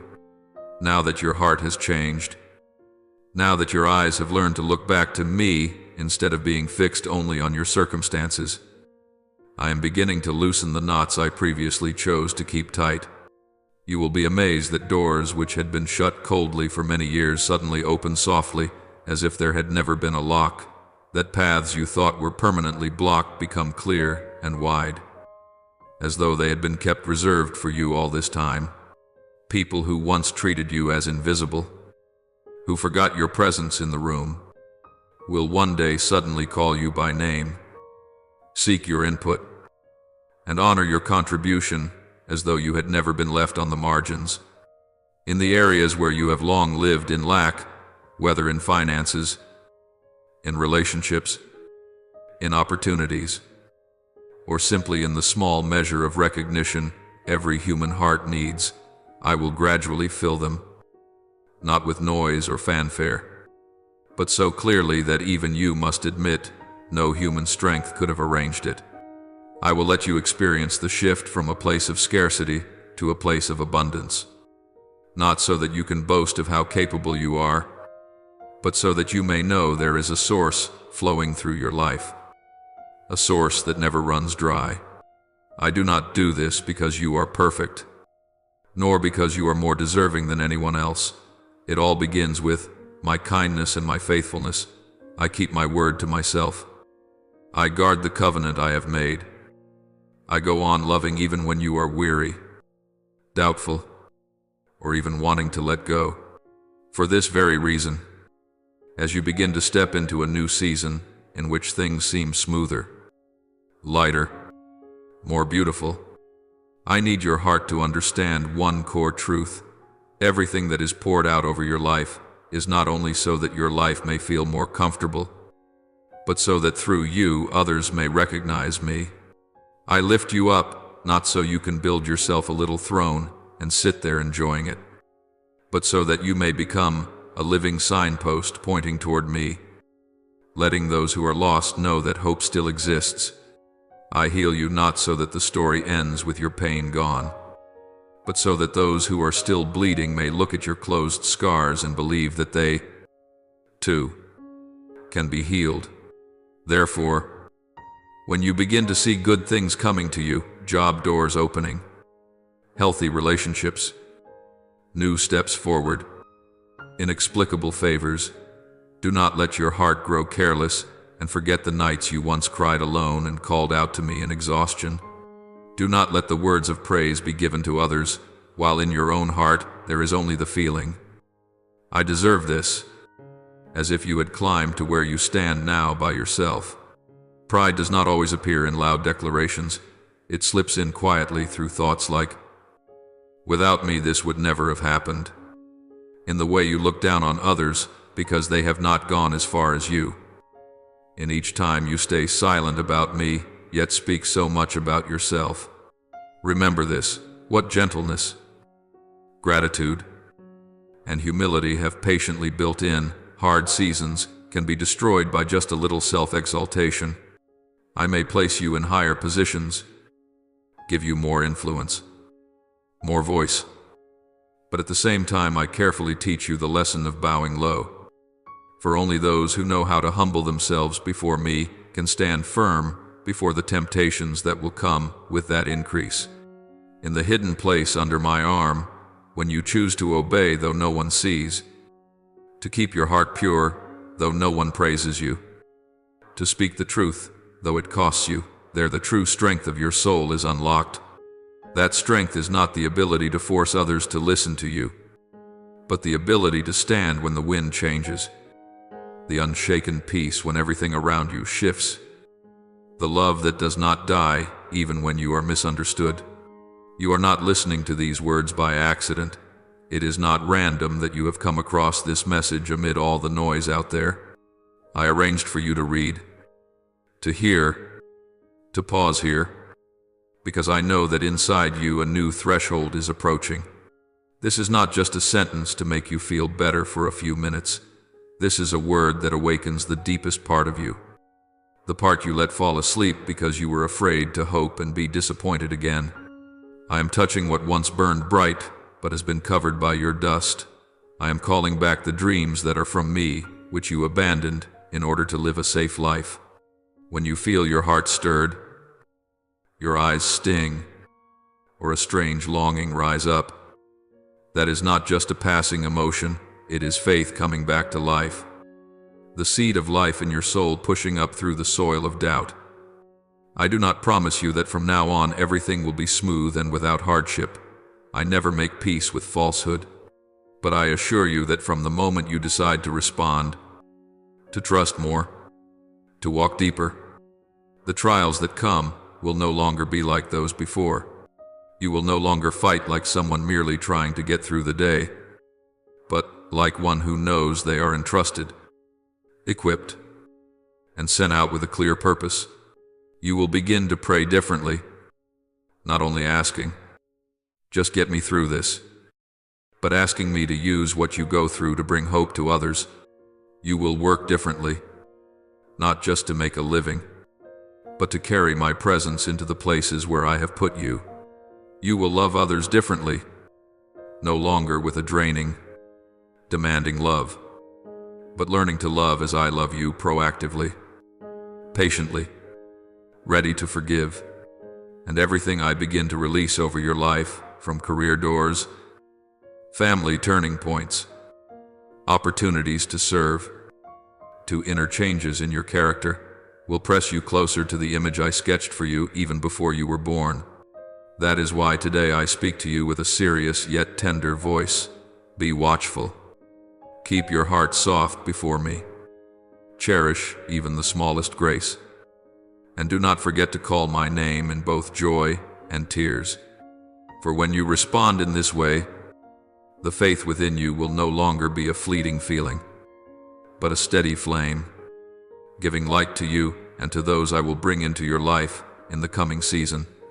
And it is from that seemingly torn story that your faith, the faith you thought had completely gone out, that seemed hazy like a distant memory, is quietly being awakened by me again. It is not the fleeting excitement you once had, nor the shallow enthusiasm that flared up and quickly shattered because of a few small events. It is a faith that has gone through fire, been tested in tears, has questioned, doubted, wanted to give up, yet in the end still chose to cling to me when there was nothing else to hold on to. I've seen the nights when you could only whisper a few weak words, and yet it is precisely those seemingly awkward words that became the seed I used to restore life to your soul. You did not realize that while you thought you were merely trying to get through the day, I was quietly tending the roots, loosening the soil, reshaping the deepest parts within you, so that now, when I speak a word, that faith can stand up, rise up, and once again dare to believe against every limit around you. Therefore I tell you, prepare your heart, for what I have promised you has never been erased. It has only been kept by me for the right time, the right season to be poured out, not to harm you, but to mature you. In the days to come, you will not only hear others talk about my grace, you yourself will be the one living in things you once thought were only the stories of someone more spiritual, more gifted, more deserving than you. The requests you once crossed off your prayer list because you thought it was too late, that the time had passed, that they were no longer possible, I will bring back to your heart in a very different way, not to make you regret, but to show you that I have never forgotten those whispers of long ago. Yet what I am preparing for you will not appear with the noise or spectacle that the world uses to show off. It will come gently like the dawn, without a thunderous explosion, but gradually dispelling the darkness you had grown used to living in. I will begin by changing the way you see yourself, changing the way you speak about your circumstances, changing even the way you define the word hope. You will one day wake up in the morning and realize that it is not because everything on the outside has suddenly become perfect, but because within you there is no longer a barren wasteland. You will notice that the way you speak has changed. You no longer repeat those old lines. I'm just mediocre. I never do anything right. But instead you begin to confess what I say about you, that you are loved, chosen, and sent. That you are not an accidental leftover of this life, but a part of a plan I have considered down to the smallest detail. The eyes that once could only see everything through the lens of fear and inferiority will be wiped clean by me, so that you can discern more clearly what I am doing in the midst of very ordinary things, a casual conversation, a job that seems to have nothing sacred about it, a person you once thought would never care about the gospel, a small opportunity that suddenly opens up a whole new territory. My Holy Spirit will not come like a strange gust of wind merely to make you shiver for a few minutes. He will patiently rewrite, little by little, the way you think, react, love, forgive, face your wounds, and face your own self. What once made your legs tremble will become the very place where you learn to stand firm. The memories you once only wanted to erase will be touched and healed by me, then turned into a story that can comfort those who are falling into the very pit you have already crossed. The barrier that once held you back and made you assume, my life can only go this far, I will turn into a marker that proclaims, here is where I intervened. From then on, every time you look back, you will no longer feel ashamed, but grateful that I did not allow you to go on harming yourself. The dark imaginations of a final full stop will slowly dissolve, making room for the awareness that, in me, no page of life is meaningless. There are only pages not yet fully written. You will learn to smile again, not the forced smile used to reassure others that I'm fine, but a smile that rises from the deepest place inside you when you realize that your hand is being held, that you are being led, upheld, and entrusted with a portion of the work in my kingdom. You will dare to believe again, but this time not with the kind of belief that tries to trade faith for what you want, but with faith that springs from knowing who I am. No matter how your circumstances may turn, that faith will cause you to look at the very places that once made you weep with a different attitude. Instead of asking, why did this happen to me? You will begin to ask, Lord, what do you want to teach me through this? And is there someone else for whom you want to use this very story? As you step into the new season I am opening for you, you will clearly notice one thing: the blessing I give does not stop within the small room of your own life. I will draw weary people, broken hearts, souls standing on the edge of despair, closer to your life, not because you are better than they are, but because you know how to say to them, I have been where you are, and this is how I was brought out. You will find yourself naturally becoming more sensitive to the pain of those around you. What you once easily overlooked will now cause you to stop.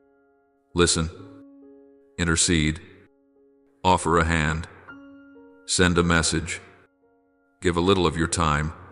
I will use precisely the things you once considered stains to become bridges that bring others closer to me. Because no one can touch a human heart more deeply than a heart that has also been cracked and has been healed.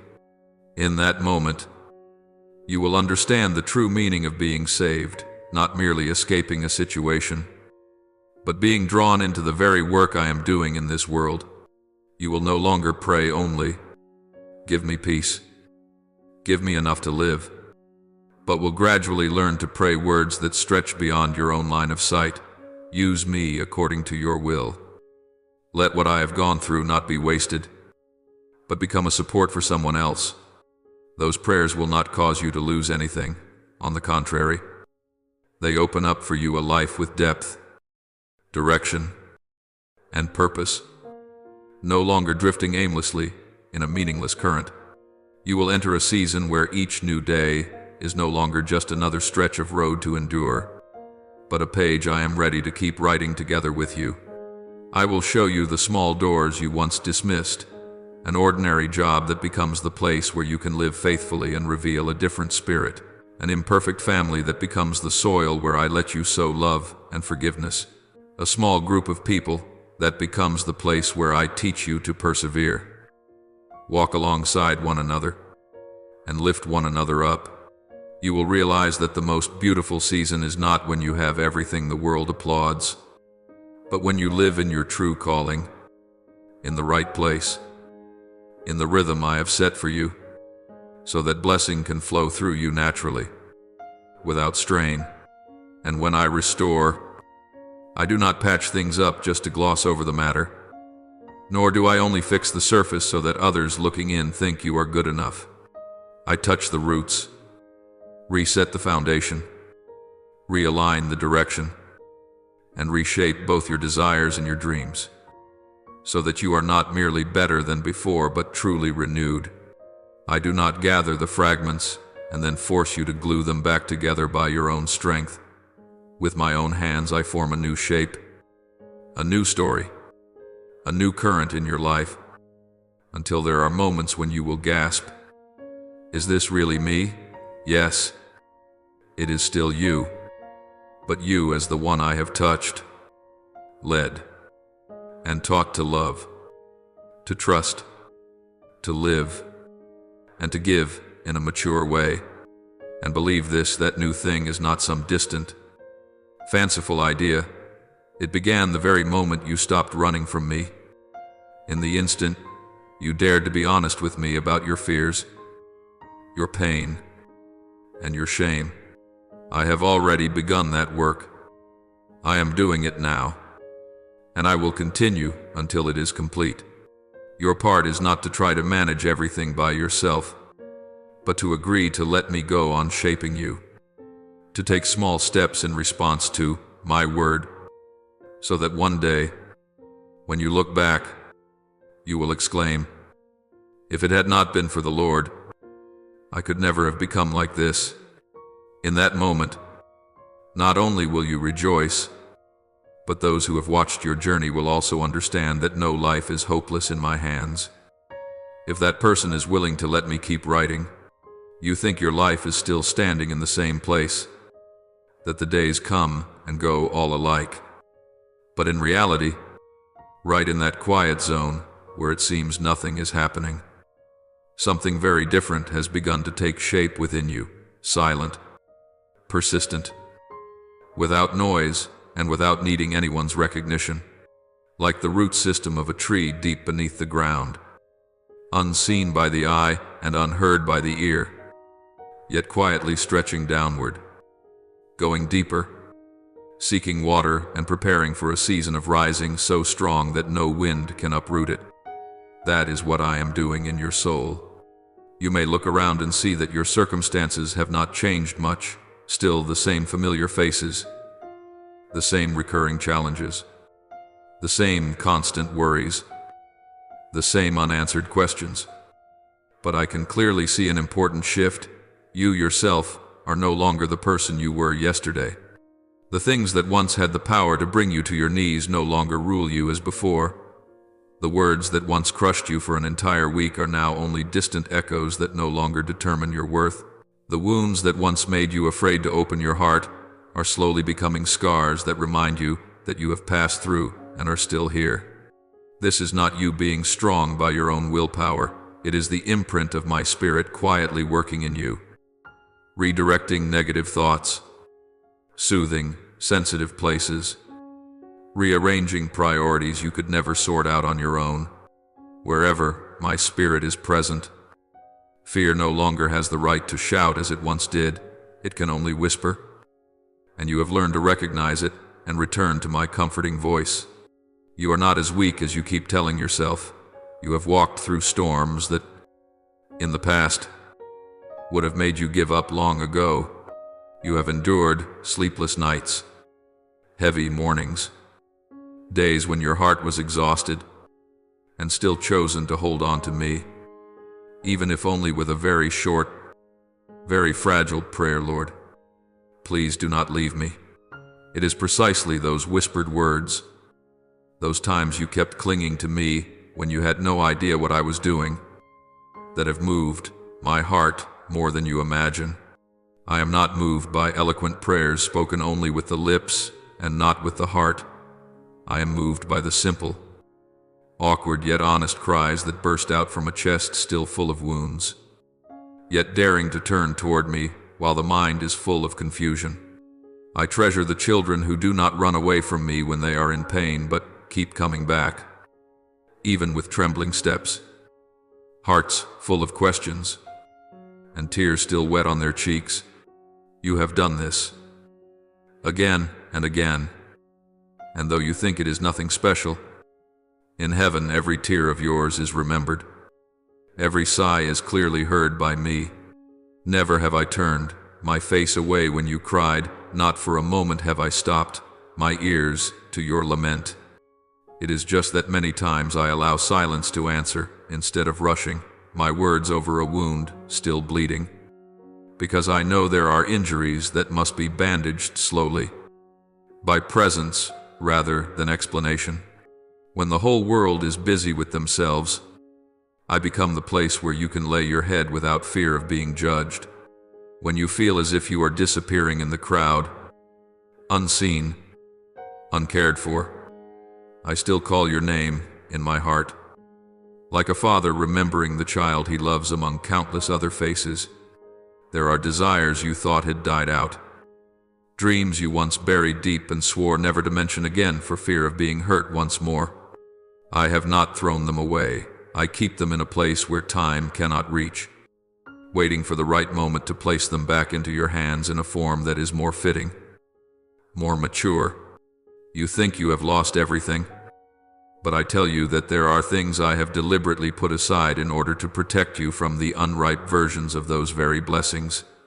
I do not take away to punish.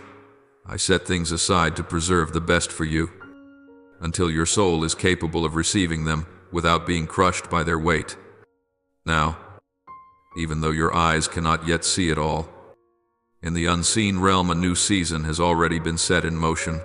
The gears you thought had long stood still are beginning to turn again, smoothly and with purpose.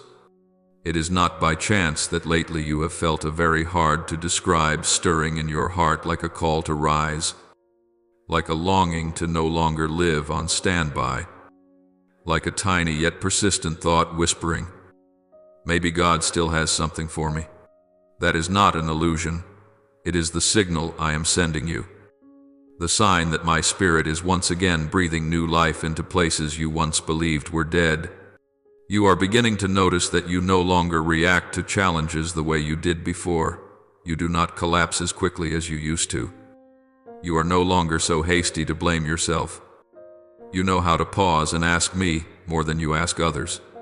These changes may seem very small, very quiet, but in my eyes they are an extremely important turning point, because they show that the roots of your faith have gone deeper and are no longer as shallow as when you clung only to passing feelings. Every step you take in this season is being realigned by me, even though your outer schedule may not look all that different. The direction within you is no longer the same. You used to be afraid of dreaming, because every time you dared to dream, you faced the risk of disappointment. You used to be afraid of opening your heart, because every time you trusted, you exposed yourself to more hurt. You used to be afraid of joy, fearing it would be snatched away as soon as it appeared. I understand each of those fears. I have seen you curl in on yourself like someone who has just escaped a hailstorm, only daring to stand pressed against a wall, watching everything from a distance. But, my child, the season I am leading you into now is not a season for you to remain on the sidelines anymore.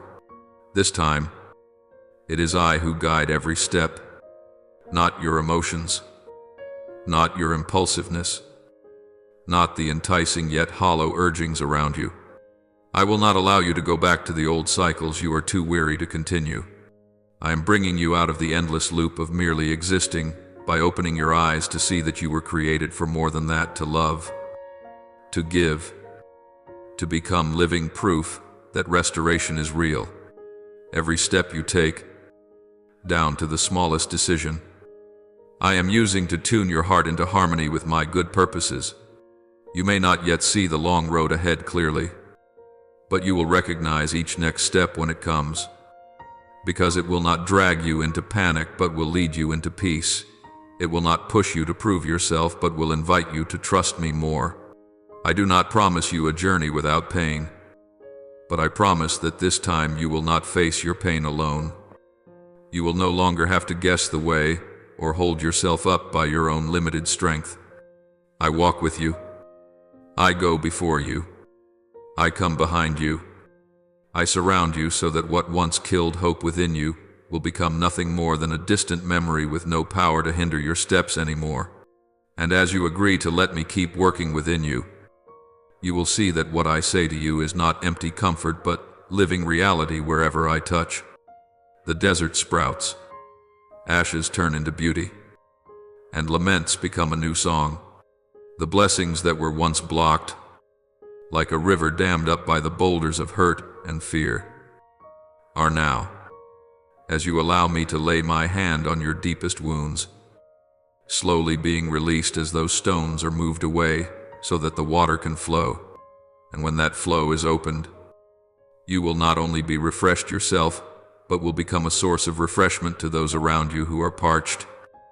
Because from beginning to end, this has always been my intention: to save you, to heal you, and then to use you yourself as a testimony of my kindness in a world starving for hope yet not knowing where to find it.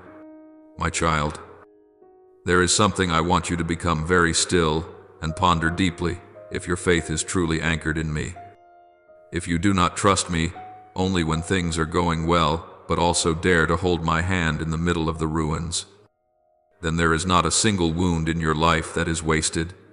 The things that once brought you to your knees, the events that carved out an empty space inside you where no one else could reach, the separations that left you reeling, the dreams that seemed to crumble into dust, all of these, in my hands, never become throwaways. I pick up each shattered piece, wipe away the tears clinging to it, and set it into a new picture that you cannot yet see in full. You see only a thick, gray blur, while I am quietly fitting everything together into something beautiful and enduringly meaningful. I do not delight in your pain, but I do not allow any pain to be meaningless.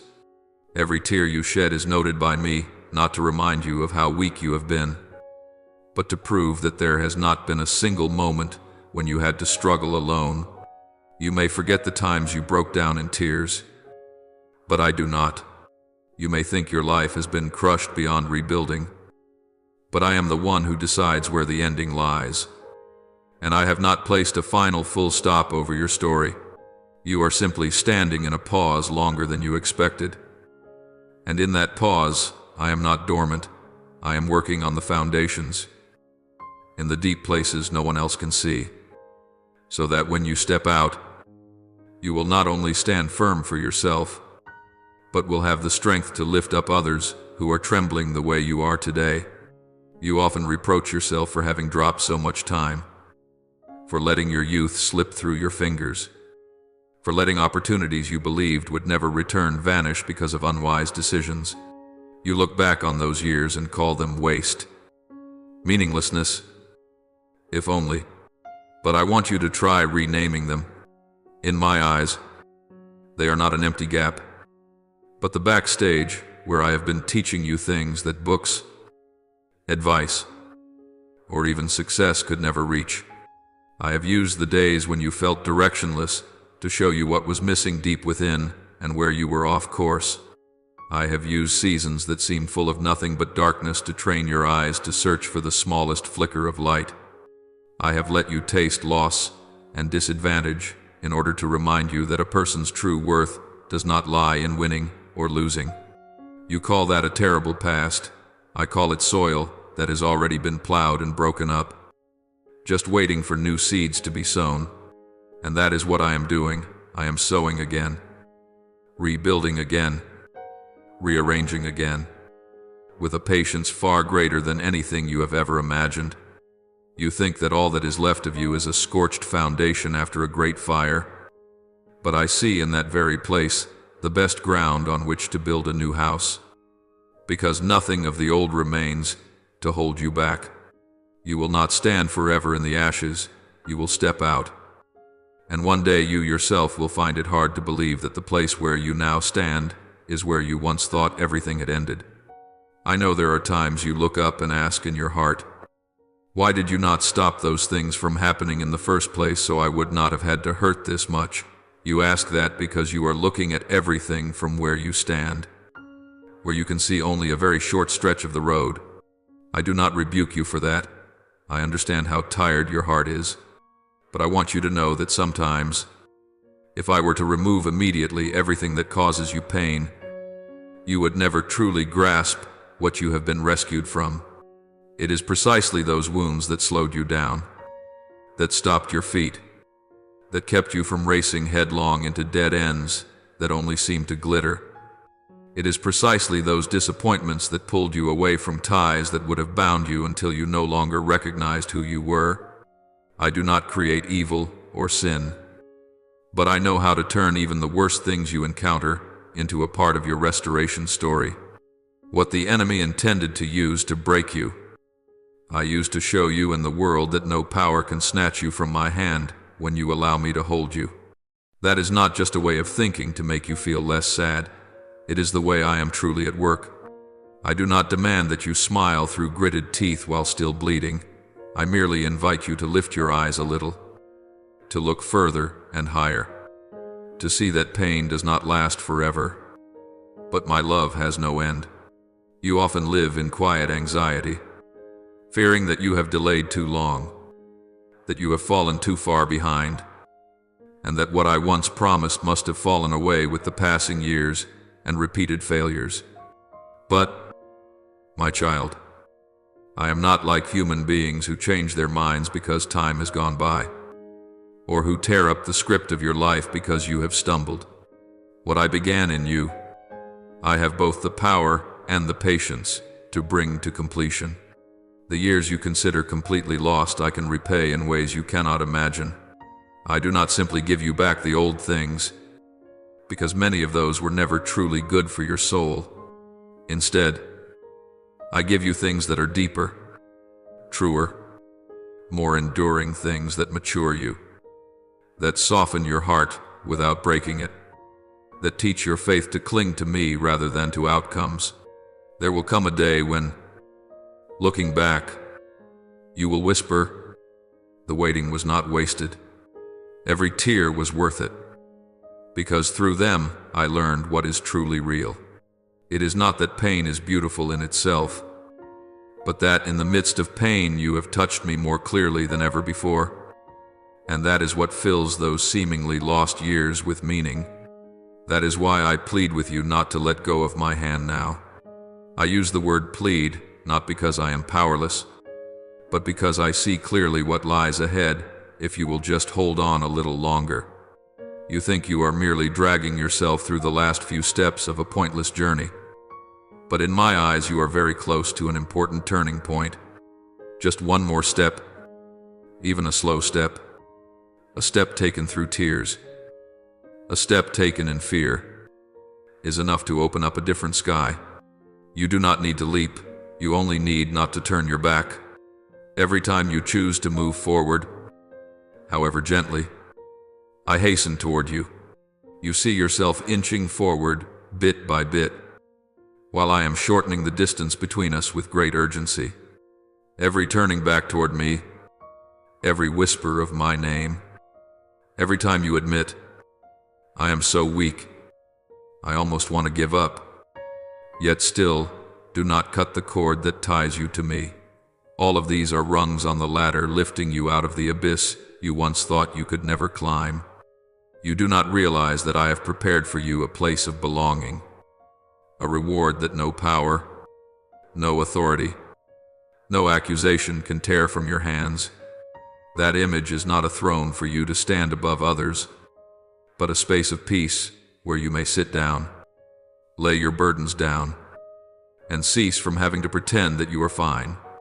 I have already set a banquet for your soul in the midst of the noise and chaos, a place where the enemy may stand and watch but cannot interfere. When you are ready to step into this place and allow me to care for you and heal you, you will understand that every detour, every fall, every long bitter night has been leading you back here. It is not because I take pleasure in seeing you collapse, but because only here can you truly see how deep and wide my heart for you really is. Then you will begin to see more clearly what you once called punishment was, in fact, a wall of protection, shielding you from things that, if I had allowed them to happen, would have caused you to lose yourself. What you once mistook for being abandoned was actually the distance I kept from the things that were slowly draining the life from your soul. What you once saw as the final full stop was actually the moment I opened a new chapter, with pages no longer stained by old definitions, where you are no longer named by your failures, but by the love I pour into your life each day. I have a covenant with you, not a thoughtless phrase I threw out to smooth things over, but an eternal decision that has been sealed with my very life. Unlike people who speak easily today and forget tomorrow, I am not driven by passing moods. I do not love you more on the days you do well and less on the days you are weak. My love for you is not built on a scoreboard of achievements, and it does not collapse because of the times you fail. I love you because you are mine, because I saw you long before you ever became aware of my presence. When you stumble, I see the pain in you, not someone who deserves to be discarded. When you turn your face away, I wait for you to come home. I do not slam the door shut. When you are confused, I patiently explain and comfort you. I do not leave you alone in your turmoil. You may find it hard to accept such a love, because all your life you have been used to affections that come with conditions. But I am here to let you know that there is another kind of love, unlike anything you have ever experienced before, a love that does not promise and then forget, does not give and then take back, does not push you away just because you are not good enough yet.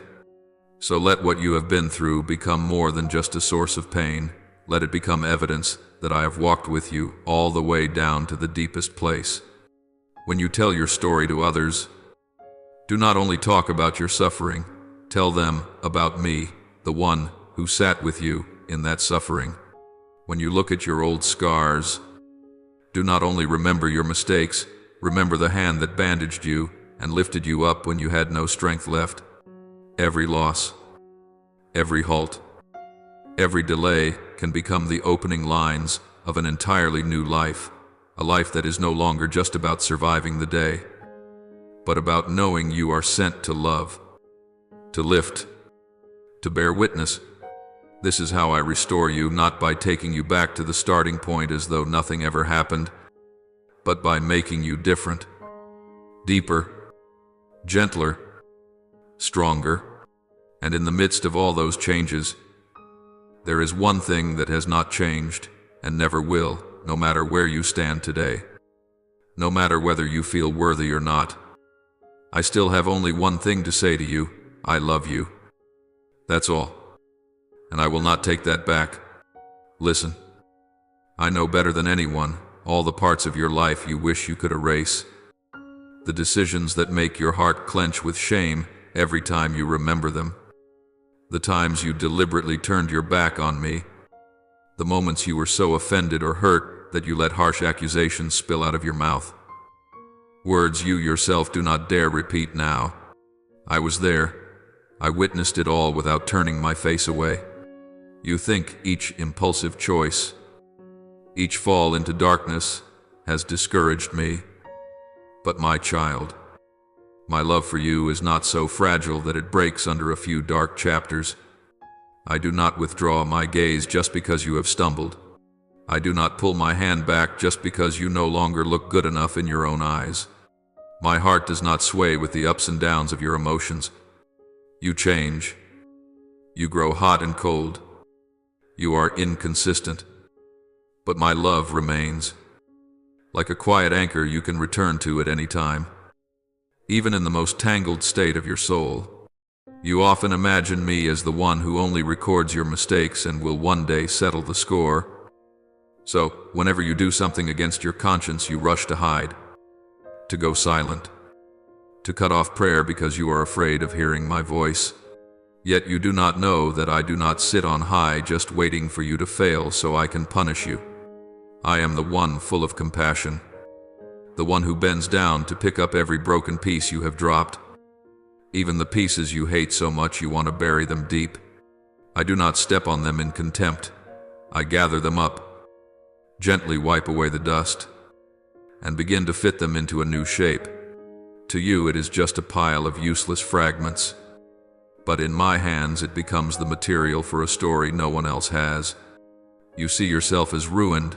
I see a work of art still in progress.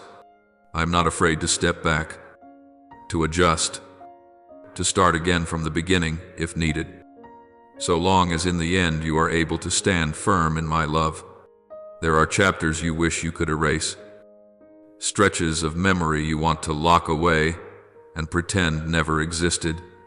You wish you had not trusted the wrong people, had not chosen the wrong path, had not traded your heart so cheaply.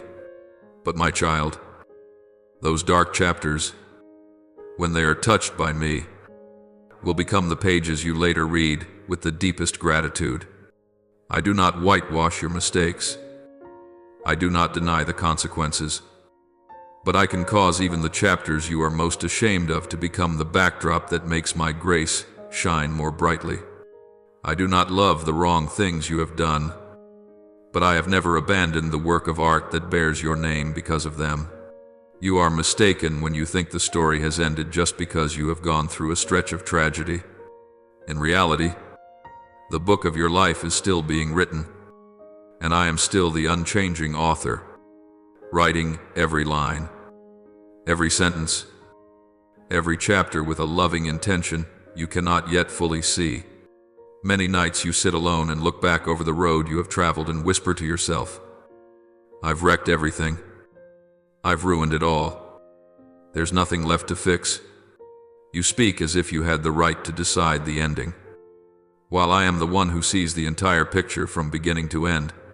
You are simply standing in the middle of a crooked, twisting path and hastily declaring there is no way out.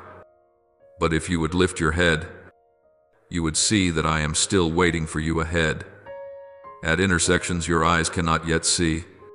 You think that when you do wrong, every good thing I ever promised you is crossed out. But I am not human that I should change my mind just because you slipped. I am not easily discouraged like people are. I knew every misstep of yours in advance and still chose to write promises into your story. Precisely because I knew there would come a day when you would need somewhere to come home to. Something solid to hold on to so you would not be utterly destroyed. You are exhausted from having to carry all that guilt. You cling to each painful memory as a punishment you impose on yourself.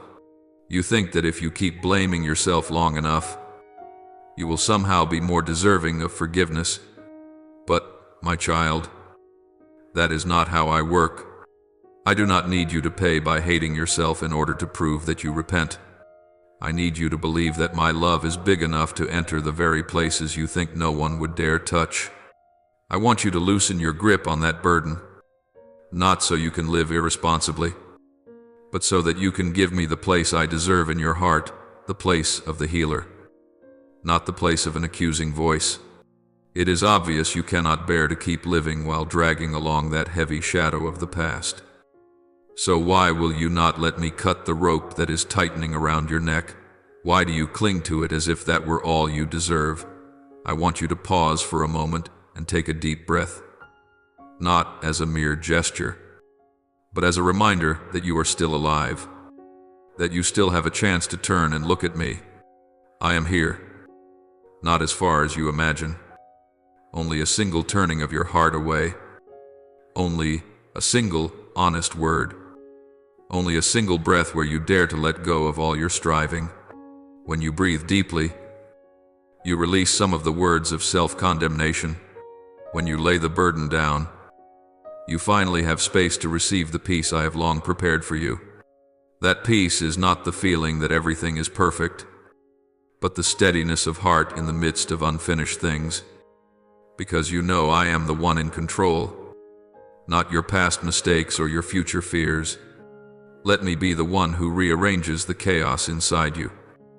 Let me be the one who wipes clean the hidden corners you do not dare face. I do not come to pull out your file of sins and review it. I come to close that file with the seal of mercy. I do not deny what has happened, but I cleanse your heart with a love that does not keep score. I wash away the dust that has settled on your soul for so long, not so you can pretend you have never failed, but so you can stand up without trembling under shame. I want you to see clearly how weak you have been, so that you may understand more deeply how strong I am. You do not need to hide, or beautify, or deny what is past. You only need to place it in my hands, and leave the rest for me to deal with in my way. You often worry that everything that once belonged to you has been lost, that the opportunities that slipped away will never return, that what you have ruined can never be restored.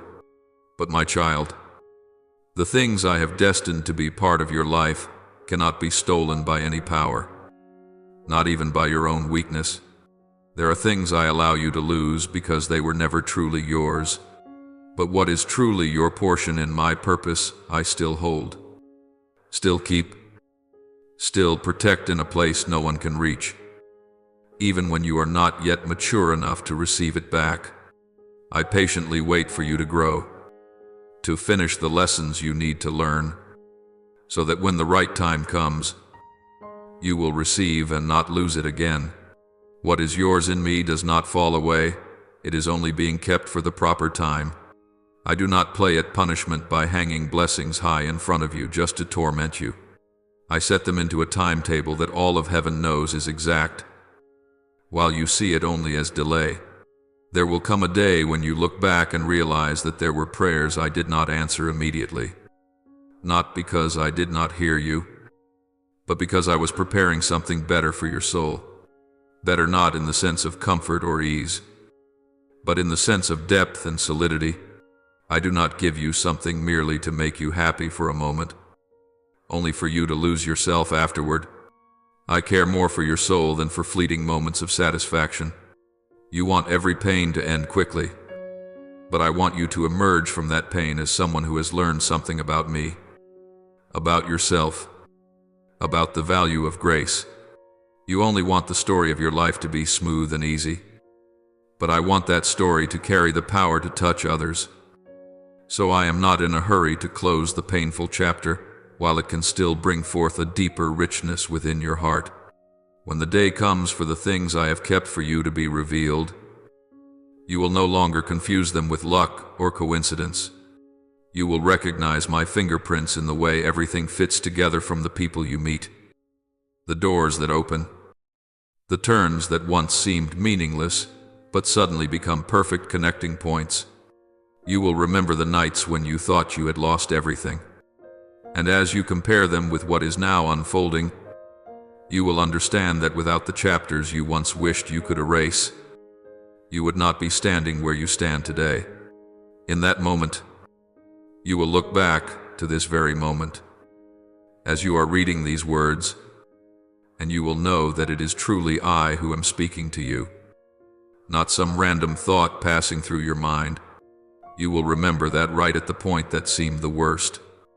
I began to write the next beautiful part quietly, gently, yet surely, and that not once, throughout that whole process, did I ever let go of your hand. Therefore, do not be quick to conclude that you have run out of chances. Do not rush to close your heart just because you do not want to be hurt anymore. I do not promise you that from this day on you will never cry again. But I promise you that not a single tear of yours will be meaningless. I promise that I will use even the most mistaken chapters. The stories you are most afraid others will find out, and turn them into a launching pad for transformation, for comfort, for new hope, not only for you but also for those who will pass through your life. I waste nothing that you place in my hands, not even the past you hate the most, the failures that shame you the most, the dark corners you thought could never be spoken of. All of it can become material for a glory you cannot yet imagine. As long as you keep coming back, as long as you dare to stretch out your hand, I will continue to write, continue to shape, continue to lift you up, until your life truly reflects what I have thought about you from the very beginning. Now, be still, open your whole heart, and speak to me the most honest prayers from the depths of your soul. Almighty God, my Father, you who see clearly the deepest places of my heart, today I come before you with all my weariness and turmoil. So many times I have misunderstood your silence. I thought you turned your face away. I thought my prayers fell into a void. I thought I was no longer important enough for you to pay attention to. Please forgive me for all the times I hastily judged your heart based only on my fragile emotions. Please heal the places within me that have been wounded by human abandonment, so that I no longer project their faces onto you. Teach me to recognize that even when everything around me is silent, your love is still quietly at work, upholding and guarding me in ways I have not yet understood. Grant me new eyes of faith, that I may trust your heart even when I cannot comprehend your ways. And teach me to remain at rest in your arms instead of struggling in the confusion of my own mind. Good and gracious Father, who holds every season of my life in your hands, I offer to you all my anxieties about time, about age, about the things I believe I have already missed. So often I look around, compare myself with others and see myself always behind. Then I ask why you let them move so fast while you let me go so slowly. I am sorry for allowing those comparisons to steal my joy and my gratitude. Please help me believe that you are never late, that the years I thought were wasted are in fact being used by you to refine my character, to deepen the roots of my faith, and to soften my heart. Set me free from the obsession with having to measure up to others, so that I can walk in peace at the pace you have set uniquely for my life.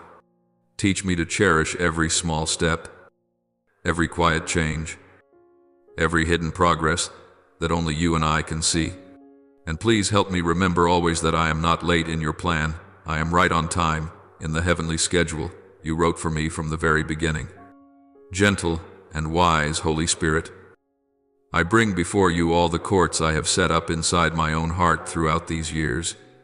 Many times I myself have been the one to accuse me more harshly than anyone else, repeating in my mind words that belittle me, imprisoning myself in the obsession over mistakes I can never go back and fix. I have forgotten that I am only clay, and that God is the potter who is patiently reshaping my life. Holy Spirit, please come and soothe the wounded places I still hide.